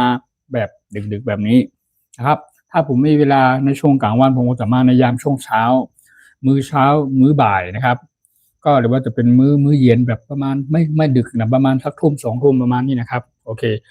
ในส่วนช่วงนี้ค่อนข้างจะมาในมื้อดึกนะครับก็อยู่ที่ประมาณช่วงหลัง5 ทุ่มครึ่งนะครับเที่ยงคืน about every night นะครับ every night I am Thai Food Channel ทำอาหารพื้นบ้านคนไทยมาช่อง YouTube นะครับก็ I come to see you for every night time after 11 12 every night นะครับ 11:30 นะครับ after 11:30 or 12 every night นะครับก็มาช่วงในยามมื้อค่ำมื้อคืนหรือว่ามื้อดึกช่วง5 ทุ่มครึ่งหรือว่า12นั่นเองนะครับคือถ้าเป็นเที่ยงปุ๊บผมก็จะชอบมาไลฟ์สดผ่านทางช่อง YouTube แบบนี้นะครับผมก็มาชักชวนพ่อแม่พี่น้อง FC ทุกท่านทุกคนครับได้มาแปลงกับข้าวด้วยกันด้วยทำให้พ่อแม่พี่น้อง FC ทุกท่านทุกคนครับพี่น้องทุกภาคส่วนครับสิ่งที่ไม่เคยเห็นไม่เคยได้รับชมกันนะครับก็จะได้รู้จักอยากให้รู้จักกับข้าวเมนูบ้านๆนะครับกับข้าวเมนูพื้นบ้านพี่น้องชนเผ่าของพี่น้องคนไทยหรือชาวไทยใหญ่ของผมเขานะครับจะได้รู้จักมากๆเยอะขึ้นไปครับสำหรับพ่อแม่พี่น้อง FC ต่างประเทศด้วยเนาะเพื่อนอาจจะเข้ามาติดตามรับชมเป็นกำลังใจให้นะครับเพื่อนคอยเป็นพลังบวกแล้วก็คอยเป็นแรงอกแรงใจให้นะครับตลอดในการที่ผมไลฟ์สดหรือว่าทุกครั้งนะครับเขาเรียกว่า every sometime นั่นเองครับการที่ผมได้มาไลฟ์สดทุกครั้งเนาะโอเค thank you for everyone thank you so much thank you my FC everyone thank you for you follow for me thank you for your comment thank you for your like thank you for your subscribe and share for me thank you very much thank you so many people coming follow for me นะครับสำหรับพี่น้องต่างชาตินะครับขอบคุณมาก thank you very much thank you for tonight นะครับmy Thai Food Channel ทำอาหารพื้นบ้านคนไทยนะครับ this name เรียกว่าน้ำพริกขั่วทรายนะครับน้ำพริกขั่วทรายครับ this one this เนี่ยเขาเรียกว่าเดี๋ยวฝรั่งมันจะถามว่า what is it ที่ถามอีกเนี่ยอันนี้คือจะเรียกว่าซี่โครงหมูปิ้งหรือย่างนั่นเองนะครับสำหรับพี่น้อง FC ต่างประเทศนะครับเพื่อนก็อาจจะยังไม่เคยได้เห็นไม่เคยรับชมกับข้าวแปลกๆแบบนี้หรือว่าพื้นป่าชนชาติเผ่าพี่น้องคนไทยแบบนี้นะครับแต่ผมเชื่อว่ามีหลายๆช่องนะครับที่เป็นเกี่ยวกับเมนูเกี่ยวกับการทำช่องหรือทำอาหารพื้นบ้านนะครับอาจจะเป็นช่องพี่น้องคนไทยชาวไทยใหญ่ของเราอย่างผมเขาก็ดีนะครับหรือพี่น้องชนเผ่าต่างๆนะครับเพื่อนอาจจะทำเป็นช่องหรือวิดีโอแต่ว่าเพื่อนอาจจะทำเป็นคลิปหรือวิดีโอถ่ายทำแล้วก็เพื่อนอัปโหลดเป็นคลิปวิดีโอลงไปตัดต่อแล้วก็อัปโหลดลงไปนะครับแค่นั้นนะครับอาจจะไม่ได้มาไลฟ์สดผ่านทางช่อง YouTube แบบผมทุกครั้งหรือว่าทุกคืนแบบผมอย่างนี้นะครับเพื่อนแต่ผมไม่เพียงแต่ว่าทำเสร็จเรียบร้อยผมมานั่งกินแบบนี้ให้ผมพี่น้อง FC ทุกท่านทุกคนมาดูมารับชมกันเป็นไม่ใช่แบบนั้นคือผมอยากให้ทุกท่านทุกคนได้มาเห็นบรรยากาศนะครับในยามมื้อค่ำมื้อคืนและบรรยากาศการทำกับข้าวกับปลาเมนูพื้นบ้านคนไทยนะครับว่าทำด้วยอะไรปรุงด้วยอะไรวัตถุดิบต่างๆนะครับผมก็ได้มาพูดคุยทักทายและอธิบายเป็นภาษาไทยบ้างแต่ส่วนมากส่วนน้อยนะครับผมจะอธิบายผมก็พูดเป็นภาษาเผ่าของผมด้วยแหละแต่ว่าพูดผสมผสานกันลงไปนะครับแต่ส่วนมากผมก็จะพยายาม สื่อสารเนี่ยพูดเป็นภาษาไทยเนาะภาษาภาคกลางนั่นเองนะครับแต่อาจจะมีเป็นบางคำบางถ้อยบางคำนะครับผมอาจจะพูดแล้วไม่ค่อยชัดหรือว่าอาจจะเพี้ยนไปหน่อยหรือว่าอาจจะประมาณว่าอธิบายไม่ค่อยละเอียดไม่ครบถ้วนนะครับก็ขออภัยส่วนมากด้วยนะครับเพราะว่าอ่าเราก็ไม่ได้เก่งและไม่ได้ร่ำได้เรียนสูงแบบขนาดนั้นนะครับคือภาษาไทยมันก็เป็นภาษาเป็นตัวหนังสืออักขระกบกล้ำเนาะบางทีแล้วเราจะพูดแล้วไม่ค่อยชัดอย่างเช่นรอเรือแบบนี้นะครับก็อาจจะพูดแบบมันขัดลิ้นเนาะเหมือนพี่น้องชาวฝรั่งชาวอังกฤษเวลาเพิ่นมาพูดภาษาไทยของเฮาเนาะเพิ่นจะพูดแบบไม่เหมือนกันสำเนียงเนาะสำเนียงแต่ละชนเผ่าสำเนียงในแต่ละประเทศนั้นนะครับมาพูดภาษาไทยนะครับแต่ภาษาไทยของเรานี่เป็นที่พี่น้องชาวต่างชาติหรือพี่น้องทุกภาคถิ่นเปิ้นชอบแล้วเปิ้นเป็นที่เปิ้นชื่นชอบเป็นที่เปิ้นที่อยากเล่าอยากร่ำอยากเรียนนะครับเพราะว่าผมคิดว่ามันน่าจะไพเราะหรือว่าน่าจะพูดแล้วม่วนนะครับแล้วก็น่าจะผมคิดว่าประมาณนี้นะครับสำหรับภาษาไทยของเฮาเนาะแต่อักขระมันเยอะใช่ไหมดูหนังสืออักขระมันเยอะนะครับภาษาไทยเนาะโอเคสำหรับคนที่สนใจที่อยากเรียนในเกี่ยวกับหลักสูตรภาษาไทยจริงๆนะครับถ้าสมัยก่อนนะครับถ้าเป็นพี่น้องชนเผ่าต่างๆนะครับที่เปิ้นไม่ค่อยเข้าถึงความเจริญนะครับหรือว่าเปิ้นก็อาจจะไม่ได้ร่ำได้เรียนสูงนะครับอาจจะพออ่านออกเขียนได้ประมาณนี้นะครับแต่ว่าสำหรับพี่น้องคนอื่นที่เปิ้นไม่ได้อยู่ไกลจากในเมืองเนาะหรือว่าเปิ้นอยู่ในเมืองอย่างนี้ครับเปิ้นก็มีโอกาสได้ร่ำได้เรียนสูงนะครับในระดับลูกคนมีฐานะหน่อยนะครับก็จะดีขึ้นจะเก่งนะครับจะเก่งมากๆแล้วก็สำหรับผมพูดถึงหมายถึงสำหรับพ่อแม่พี่น้อง FC ต่างชนเผ่าต่างๆนะครับหรือว่าโดยเฉพาะพี่น้องคนใต้ชาวไทยใหญ่ของเรานะครับบางท่านเพิ่นก็ได้ร่ำลูกเต้าเหล่าเขานะครับบางท่านเพิ่นก็ได้ร่ำได้เรียนสูงบางท่านเรียนจบปตรีปโทนั่นบางท่านก็เรียนจบม3ม6ปวสอะไรว่าไปเนาะอ่าบางท่านเพิ่นก็เก่งนะครับแต่ในส่วนของผมนี้ก็ผมไม่ได้เรียนแบบเก่งขนาดนั้นนะครับแล้วก็เราไม่ได้เรียนจบสูงแบบนั้นนะครับแค่จบป6เองนะครับป .6 นะครับป .6 แต่ว่าก็เลยแบบมีเป็นบางคำที่พูดไม่ค่อยชัดนั่นเองนะครับมันเป็นภาษาที่เขาเรียกว่าอะไรเป็นภาษาที่ทุกๆประเทศชื่นชอบเอาง่ายๆครับสำหรับภาษาไทยของเราเนาะโอเคนะครับสำหรับท่านใดที่เพิ่นพูดได้ที่เพิ่นอ่านออกเขียนได้เพิ่นจำได้เพิ่นสามารถพูดได้ผมก็ยินดีกับเพิ่นเนาะในส่วนของภาษาไทยของเราเนาะโอเคแล้วก็ประเทศไทยของเราเนาะเป็นเมืองพุทธเนาะเมืองพุทธเป็นเมืองพุทธเป็นที่ใครๆก็อยากเข้ามาแอวมาเที่ยวนะครับสำหรับประเทศไทยของเรานะครับแล้วก็มีภาค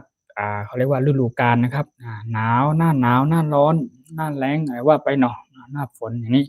มันบรรยากาศมันดีอย่างเช่นในโซนภาคเหนือจังหวัดเชียงใหม่ของเราเนาะในโซนภาคเหนือแบบนี้ครับก็ช่วงนี้ก็อากาศหนาวบรรยากาศแบบนี้ครับพี่น้องชาวฝรั่งต่างชาติเพิ่นก็คงชอบกันอย่างมากเลยครับอยากเข้ามาแอวมาเที่ยวมาชมบรรยากาศในประเทศบ้านเราเนาะมันน่าจะสนุกสนานด้วยเพิ่นก็น่าจะแฮปปีกับการที่ได้มาท่องเที่ยวในเมืองไทยนะครับสำหรับพ่อแม่พี่น้องต่างชาตินะครับแล้วก็ในเขาเรียกว่าในภาษาและวัฒนธรรมด้วยเนาะเพิ่นอาจจะชอบตรงนี้ด้วยนะครับอย่างเช่นพี่น้องคนไทยชนชาวเผ่าของผมก็เช่นกันนะครับเป็นในพี่น้องคนไทยนะครับชาวไทยใหญ่นะครับใน99%ก็คือนับถือศาสนาพุทธอยู่แล้วนะครับ99%นับถือศาสนาพุทธครับพี่น้องคนไทยชาวไทยใหญ่นะครับวัฒนธรรมต่างๆนะครับก็คล้ายๆกับพี่น้องคนไทยคนเมืองของเรานะครับไม่แตกต่างอะไรกันเท่าไรนะครับอย่างเช่นวันขึ้นปีใหม่วันเข้าพรรษาออกพรรษาขึ้นบ้านใหม่จัดงานพิธีเฉลิมฉลองต่างๆนะครับก็จะเหมือนวันพระวันศีลวันพระใหญ่เนี่ยก็เหมือนพี่น้องคนไทยชาวไทยเราทุกคนนั่นแหละครับพี่น้องคนไทยชาวไทยใหญ่นะครับก็มีภาษาและวัฒนธรรมแล้วก็มีเอกลักษณ์ความเป็นพี่น้องคนไทยนะครับอย่างผมยกตัวอย่างเช่นนะครับ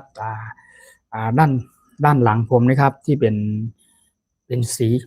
color นะครับ color ครับ this yellow ใช่ไหม yellow green red ใช่ไหมนั่นก็เป็น ขาวๆนะครับเหลืองเขียวแดงนะครับเหลืองเขียวแดงตรงกลางนี่จะเป็นรูปพระจันทร์กลมๆนะครับก็เป็นสัญลักษณ์ความเป็นพี่น้องคนไทยและเอกลักษณ์ความเป็นไทยแล้วก็อีกอย่างนึงก็คือเป็นธงชาติของพี่น้องคนไทยชาวไทยใหญ่ของเรานั่นเองครับในส่วนของด้านบนก็จะเป็นธงชาติไทยของเรานั่นเองครับก็พี่น้องคนไทยชาวไทยใหญ่มีภาษาและวัฒนธรรมนะครับก็โดยเฉพาะที่อยู่ทางโซนทางแม่ฮ่องสอนอย่างนี้ครับทางปางมะผ้าทาง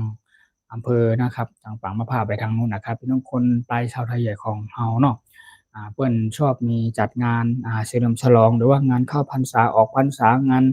บอยสังรองนะครับงานบอยสังรองก็งานบวชลูกแก้วนั่นเองนะครับพี่น้องคนไทยชาวไทยก็อาจจะเรียกว่างานบวชสามเณรภาคฤดูร้อนหรือว่า บวชนาคนะครับประมาณนี้แต่พี่น้องคนใต้ชาวไทยใหญ่ของเราเรียกว่างานบวชลูกแก้วหรือว่าขามเม็ดนี่คือหมายถึงว่าบวชสามเณรภาคฤดูร้อนประจำปีนะครับประจำปีนั่นเองนะครับกี่รูปว่าไปแต่ถ้าเป็นคำใต้หรือภาษาไทยใหญ่ก็จะเรียกว่าขามเม็ดนะครับเนาะขามเม็ดขามสังใน1 ปีนะครับเนาะถ้าเป็น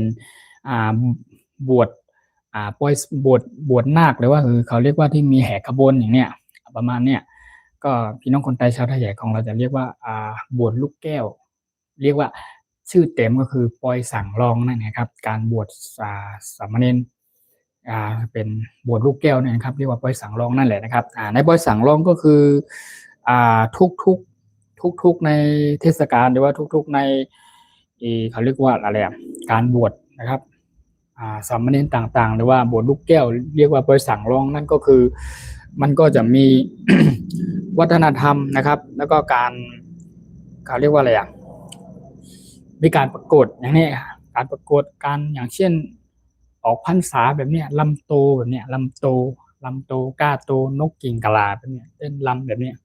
มีกองมีมองนะครับอันนี้เป็นพี่น้องคนไทยชาวไทยใหญ่ของเขาเนาะ ก็มีภาษาและวัฒนธรรมนะครับก็พี่น้องชาวฝรั่งและชาวอังกฤษเพื่อนอาจจะเรียกพี่น้องคนไทยชาวไทยใหญ่เขาอาจจะเรียกเราว่ารัชฉานนะครับพี่น้องชาวรัชฉานนะครับรัชฉานคำว่ารัชฉานกับเมียนมานี่คือเขาจะเรียกรวมกันหมดนะครับในสหพันธรัฐของในประเทศเมียนมานะครับแต่ถ้าเป็น พี่น้องคนไทยหรือว่าประชากรหรือชาวไทยใหญ่จริงๆนะครับก็จะส่วนมากก็บางทีส่วนมากจะอยู่ในประเทศเมียนมานะครับตอนหรือทางที่เขาเรียกว่ารัชฉานนั่นเองครับติดทางชายแดนจีนทาง12 บรรณาแบบนี้12 บรรณาก็เป็นพี่น้องคนไทยหรือชาวไทยใหญ่เหมือนกันนะกลุ่มพี่น้องคนไทยก็มีหลายกลุ่มนะครับพี่น้องคนไทยใหญ่คือเป็นหลักการที่เขาเรียกอันดับหนึ่งอยู่แล้วคือเขาเรียกเป็นคือนั่นแหละเหมือนภาษาเหมือนคนกรุงเทพภาษานั่นคือภาษาภาคกลางใช่ไหมไม่ว่าจะเป็นคนจังหวัดไหนจะเป็นคนอีสานกาคนใต้คนจังหวัดอุดรคนอะไรแล้วแต่คนภาคใต้คนเหนือนะครับโดนทุกคนก็จะต้องใช้ภาษาภาคกลางนะครับภาษาไทยภาษาภาคกลางนั่นเองนะครับเรื่องคนใต้ก็คือเหมือนกันจะมีทั้งพี่น้องคนตำไตดำไตแหลงไตลื้อไตเขินไตเมาไตทั้ง12 บรรณานะคือพี่น้องคนไทยใหญ่เหมือนกัน12 บรรณาไตดำไตแหลงไตเขินไตลื้อไตเมาพี่น้องไตเชียงตุงนี่เป็นพี่น้องคนไทยชาวไทยใหญ่นะเรียกว่าไตเขินไตยวนนะครับพี่น้องคนยวนไตยวนนั่นนะไตเขินไตลื้อนะครับไตดำเนี่ยมันมีหลายเนาะหลายเผ่าแต่ว่าเป็นคนไทยใหญ่เหมือนกันนั่นแหละนะครับ แต่ภาษาและวัฒนธรรมนะครับมันไม่ได้เหมือนกันกับภาษาพม่านะภาษาพม่ากับคำพูดระหว่างพูดภาษาพม่ากับพูดภาษาพี่น้องคนไทยใหญ่นะครับมันจะคนละภาษากันเลยพูดกันไม่รู้เรื่องนะครับคุยกันไม่รู้เรื่องฟังไม่ออกแต่ว่าถ้าระหว่างพี่น้องคนพม่าแท้ๆกับพี่น้องคนไทยคนเมืองของเฮาเนาะเปิ้นมานั่งมาพูดคุยทักทายกันแบบเนี้ยและภาษาและวัฒนธรรมมันคล้ายๆกันไม่แตกต่างอะไรกันเท่าไหร่นะครับจะคุยกันรู้เรื่องเลยนะครับคุยกันรู้เรื่องเลยแต่ถ้าเป็นคนพม่าแท้ๆนะครับกับพี่น้องคนไทยหรือว่าคนเมืองคนเหนือของเฮาเนาะส่วนเผ่าอะไรก็แล้วแต่ที่เป็นพี่น้องชาวไทยเฮาเนาะพูดกับพี่น้องคนพม่าแท้ๆนะครับจะคุยกันไม่รู้เรื่องนะครับเพราะภาษามันคนละภาษานะครับอย่างพี่น้องคนไทยผมยกตัวอย่างนะครับหุงข้าวนะครับหุงข้าวก็เรียกว่าหุงข้าวนะครับเนาะหม้อข้าวแล้วก็หม้อข้าวนะครับเนาะ โคกเขาก็ห้องว่าโคกสากพี่น้องคนใต้ก็เรียกว่าสากเหมือนกันนะครับเนี่ยช้อนกินข้าวห้องว่าจ้อค่ะเนาะแก้วน้ำกับห้องว่าก๊อกน้ำนะครับเนาะดื่มน้ำแบบว่ากินน้ำนั่นเองนะครับอย่างเช่นผักกาดขาวเขาก็ห้องผักกาดขาวนะครับขิงพี่น้องคนใต้ก็เรียกว่าขิงเหมือนกันนะครับพริกสุกเขาก็ห้องพริกซุปหมักพริกซุปพริกดิบเขาหมักพริกลิบนะครับเนาะโถเน่าแผ่นเขาก็โถเน่าเหมือนกันผงโถเน่าเรียกว่าโถเน่าพองนะครับเนาะอย่างเช่นไฟนะเขามาไพ่นะครับเนาะมานี่ประมาณนี้แล้วก็เขามาในแร่เนี่ยไปนู่นกว่านั่นแหละนะครับเข้านอนเขาว่าเข้านอนนะครับตื่นหรือยังครับเขาว่าตื่นย่อห้านะครับพรุ่งนี้เขาเอามือพุกนะครับวันนี้แล้วเราวันไหนนะครับเมื่อวานภาษาอังกฤษก็ yesterday ใช่ไหมเมื่อวานแต่ภาษาพี่น้องคนไทยเขาห้องมือวานนะครับเนาะวันฮื้อเขาว่าวันมือฮื้อนะครับเนาะมันจะคล้ายๆกันระหว่างภาษาพี่น้องคนไทยใหญ่แหละพี่น้องชาวไทยเขาเนาะก็ภาษาวัฒนธรรมไม่แตกต่างกันเท่าไหร่นะครับก็เป็นพี่น้องคนไทยชาวไทยใหญ่เป็นศาสนาพุทธนั่นแหละนะครับโอเคยังไงก็ขอบคุณมากครับสำหรับวันนี้ก็ดึกแล้วนะครับดึกแล้วผมมีพี่น้องเอฟซีทุกท่านทุกคนที่เข้ามาติดตามรับชมเป็นกำลังใจให้ผมนะครับขอบคุณมากๆเด้อขอบคุณครับจะจัดการน้ำพริกนี้ให้หมดก่อน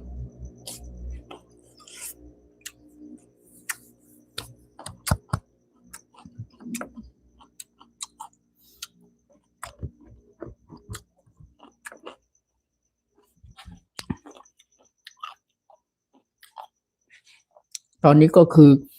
1:47 นาทีนะครับ is now time 1 a.m. 47 minutes นะครับis 7 minutes is 7 minutes นะครับเขาเรียกว่าอะไรอีกกี่นาทีอีก13 นาทีเนาะอีก10 is 12 minutes นะครับ12 minutes I will stop ละโอเคafter that นะครับ I will ลงไลน์แล้วนะครับหลังจากนั้นผมจะลงไลน์แล้วนะครับโอเคครับ2 a.m. only ครับ2 a.m. only นะครับ my FC everyone ครับ for tonight thank you very much my FC everyone thank you so much thank you แต่ถึงแค่2 เท่านั้นนะครับผมจะขออนุญาตลงไลน์ด้วยนะครับครับขอบคุณมากสำหรับวันนี้นะครับพอเป็นน้อง FC ต่างประเทศนะครับ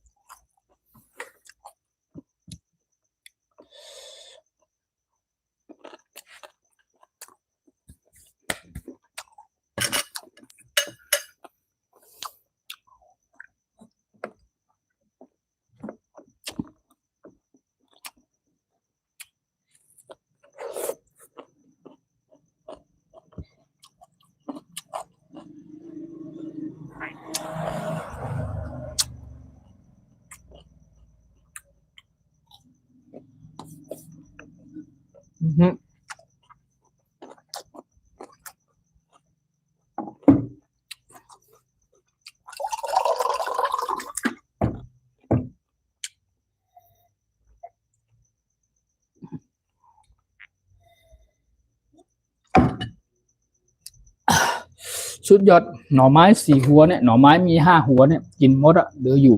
2 หัวเนี่ยเข้มนะครับโปรเมพี่น้องในส่วนของนี่ก็เป็นผักกาดขาวนะผักกาดขาวเข้มอร่อยมากๆครับขิงก็ใส่ลงไปแล้วเมื่อกี้เนาะในส่วนของมะเขือพวงเขาก็กินอร่อย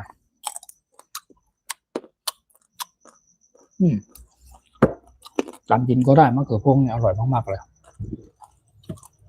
จัดไปหมดแล้วนะ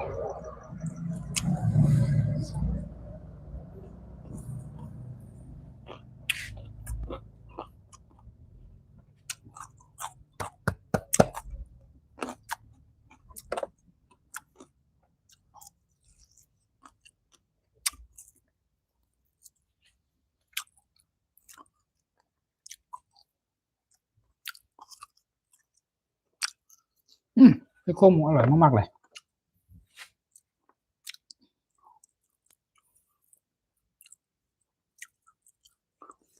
โอเคนะทุกท่านทุกคนนะครับขอบคุณมากเด้อ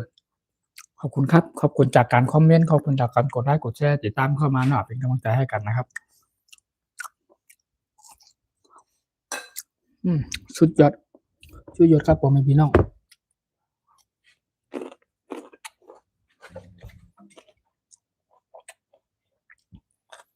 หนูกรีแก้ว นามชัย ครับ สวัสดีครับ เนอร์ทักทายครับ ขอบคุณมากครับ ขอบคุณจากการคอมเมนต์นะครับ ขอบคุณมากเนอร์เป็นคนจังหวัดอะไรเป็นคนจังหวัดเชียงใหม่ครับ เป็นพี่น้องคนหรือว่าชนชาติเผ่าพี่น้องคนไทยชาวไทยใหญ่นั่นเองนะครับ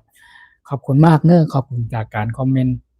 และติดตามรับชมเข้ามานะครับ ที่เข้ามาเป็นกำลังใจเป็นแรงอกแรงใจให้กันนะขอบคุณมากๆเนอร์ขอบคุณครับ ยินดีต้อนรับเนอร์ยินดีต้อนรับเข้าสู่ช่องไต้พุชแนลทำอาหารพื้นบ้านคนไทยนะครับ ทุกท่านทุกคนนะครับ ขอบคุณมากๆขอบคุณจากการคอมเมนต์เนาะโอเคเชียงใหม่ yes I am live in เชียงใหม่นะครับเชียงใหม่นะครับfromเชียงใหม่อ้าวทายถูกดีว่ะถูกหวยแน่งวดนี้สาธุขอให้มีโชคมีลาภในปีใหม่นะครับจะสิ้นปีแล้วปีใหม่ขอให้ถูกหวยนะครับขอให้ถูกรางวัลนะครับขอบคุณมากครับขอมีโชคมีลาภก็แล้วกันขอให้สุขภาพแข็งแรงนะครับทุกท่านทุกคนขอให้มีความสุขนะครับในวันปีใหม่เนาะที่จะถึงนี่ครับจะสิ้นปีแล้วอีกไม่กี่วันกี่อาทิตย์ก็จะสิ้นปีแล้วก็เข้าในปีใหม่นะครับก็ขอบคุณมากๆเนี่ยขอบคุณครับขอบคุณจากการคอมเมนต์การกดไลค์กดแชร์เข้ามานะครับขอบคุณมากๆครับสวัสดีทุกท่านทุกคนนะครับตอนนี้ก็คือเพิ่งเข้ามาใช่ไหมครับผมเริ่มตั้งแต่เที่ยง20ละเที่ยงคืน20ที่ผ่านมานะครับ I'm start 12 20 minutes นะครับ ago นะครับ is now time 1 a.m. 1 a.m. 15 minutes นะครับ maybe 8 minutes 8 minutes only นะครับ after that นะครับ I will stop ละหลังจากนั้นผมจะหยุดละครับแค่8นาทีเท่านั้นครับผมจะขออนุญาตกดตัวลงไลน์ก่อนนะครับขอบคุณมากจากพ่อแม่พี่น้อง FC ทุกท่านทุกคนนะครับ thank you very much thank you for your comment thank you for your like thank you for your subscribe and share for me thank you very much so many people coming follow for me thank you very much welcome to everyone in my Thai channel ทำอาหารพื้นบ้านคนไทย every some Thai นะครับ I think my FC everyone so many people นะครับ everyone coming in my Thai channel ครับ I think so happy so happy I am very happy นะครับ but เรียกว่า because I come to see my FC every time นะครับ I'm ดีใจ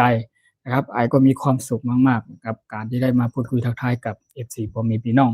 ทุกท่านทุกคนนะครับ thank you very much thank you for your thank you ขอบคุณครับขอบคุณมากๆเนอะครับขอบคุณครับท่านให้พรข้าพเจ้าก็ขอให้ท่านมีความสุขเจริญเงินทองไหลมาหน้าสุขภาพแข็งแรงขอบคุณมากครับอวยพรให้กันซึ่งกันและกันนะครับขอให้สุขภาพแข็งแรงเช่นกันทุกท่านทุกคนไม่ว่าจะเป็นพ่อแม่พี่น้อง FC ชนชาติเผ่าไหนนะครับหรือว่าพี่น้องคนต่างประเทศต่างชาติก็เช่นกันนะครับที่เป็น FC ของผมในช่องไลฟ์ฟูจิเนลทำอาหารเพื่อบ้านคนไทยนะครับทุกท่านทุกคนย้อมเป็นล้วนเป็นที่รักของผมช่องไลฟ์ฟูจิเนลทำอาหารบ้านคนไทยทุกท่านทุกคนนะครับขอบคุณมากๆขอให้มีความสุขกันทุกครั้งขอให้มีความสุขกันในวันถัดไปและอาทิตย์ถัดไปนั่นเองนะครับก็วันนี้ก็เป็น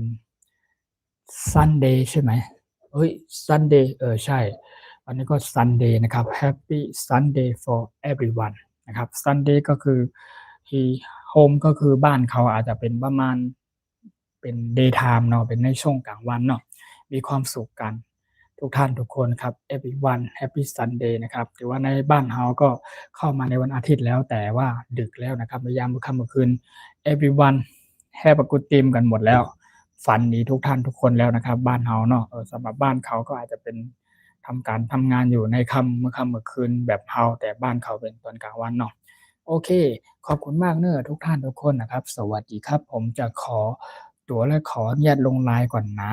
FC พ่อแม่พี่น้องทุกท่านทุกคนขอบคุณจากการกดไลค์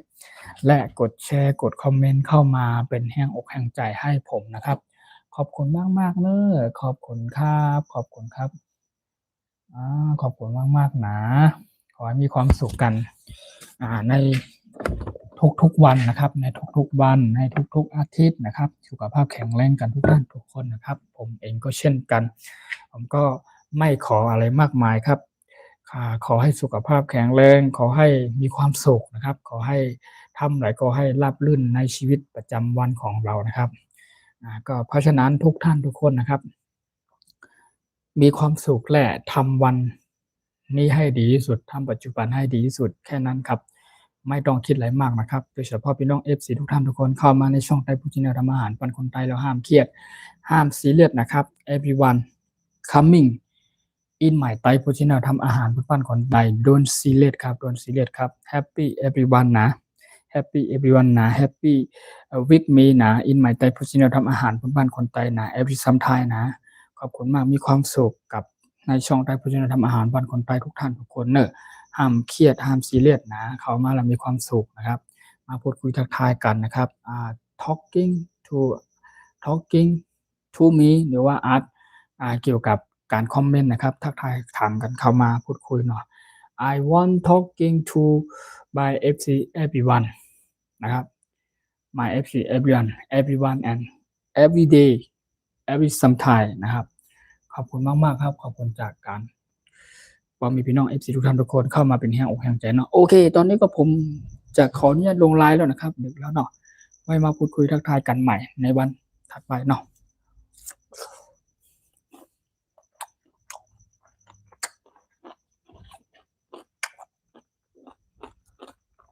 เดี๋ยวขอดื่มน้ำสักแก้วก็จะวาง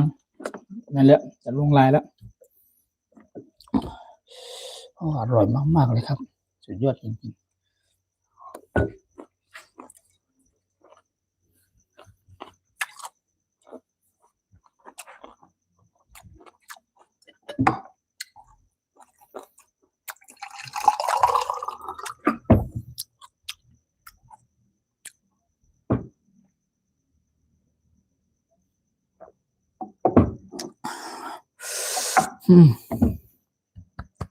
โ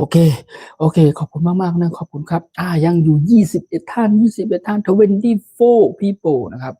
24 people my FC everyone now 24 people ครับ thank you for your follow thank you so much thank you very much thank you ขอบคุณครับขอบคุณมากๆครับสวัสดีครับยินดียินจมขอบใจอย่างนำค่ะบอแม่พี่น้อง FC กูก็คนพี่น้องคนไต้ชาวคือไต้ชาวไทยใหญ่เฮากูก็ค่ะเนาะใหม่สูงและยินดีครับตอนที่เขามาบันแห้งข้าวค่ะเนาะโอเคตอนนี้ก็ข้าวกินข้าวไปหมด2จานนะคะเนาะ2จาน2ถ้วยเนี่ย2จานนี่ค่ะเนาะเพราะฉะนั้นข้าวเดี๋ยวกินอีกนิดนึงนะครับหลังจากนั้นก็จะขออนุญาตลงไลน์วางสายแล้วนะวางสายลงไลน์ละขอตัวลาไปก่อนนะอันนี้ก็จะตี 2แล้วขอบคุณมาก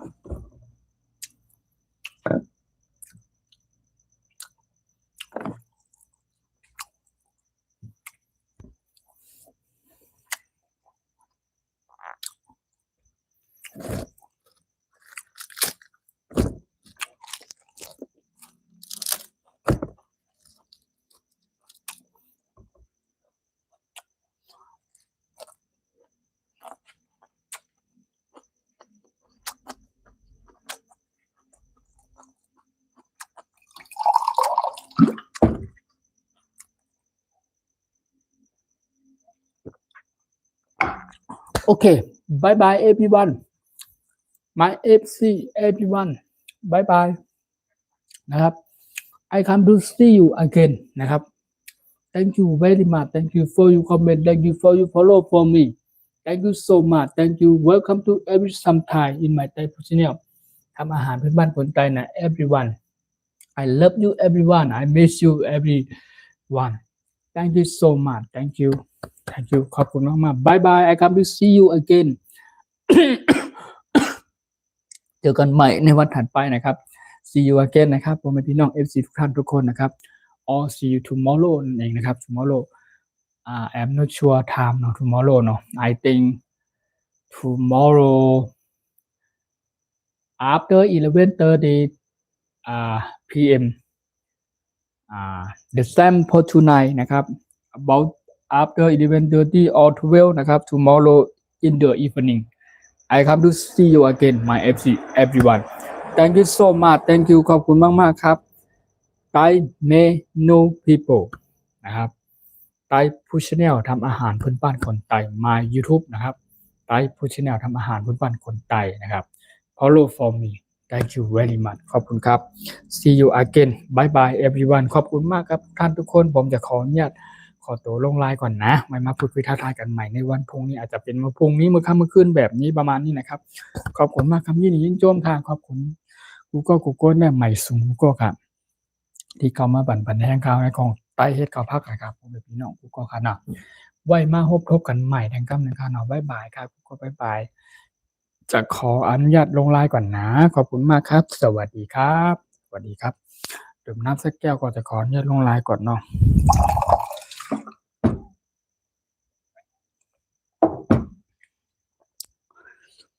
Thank you so much thank you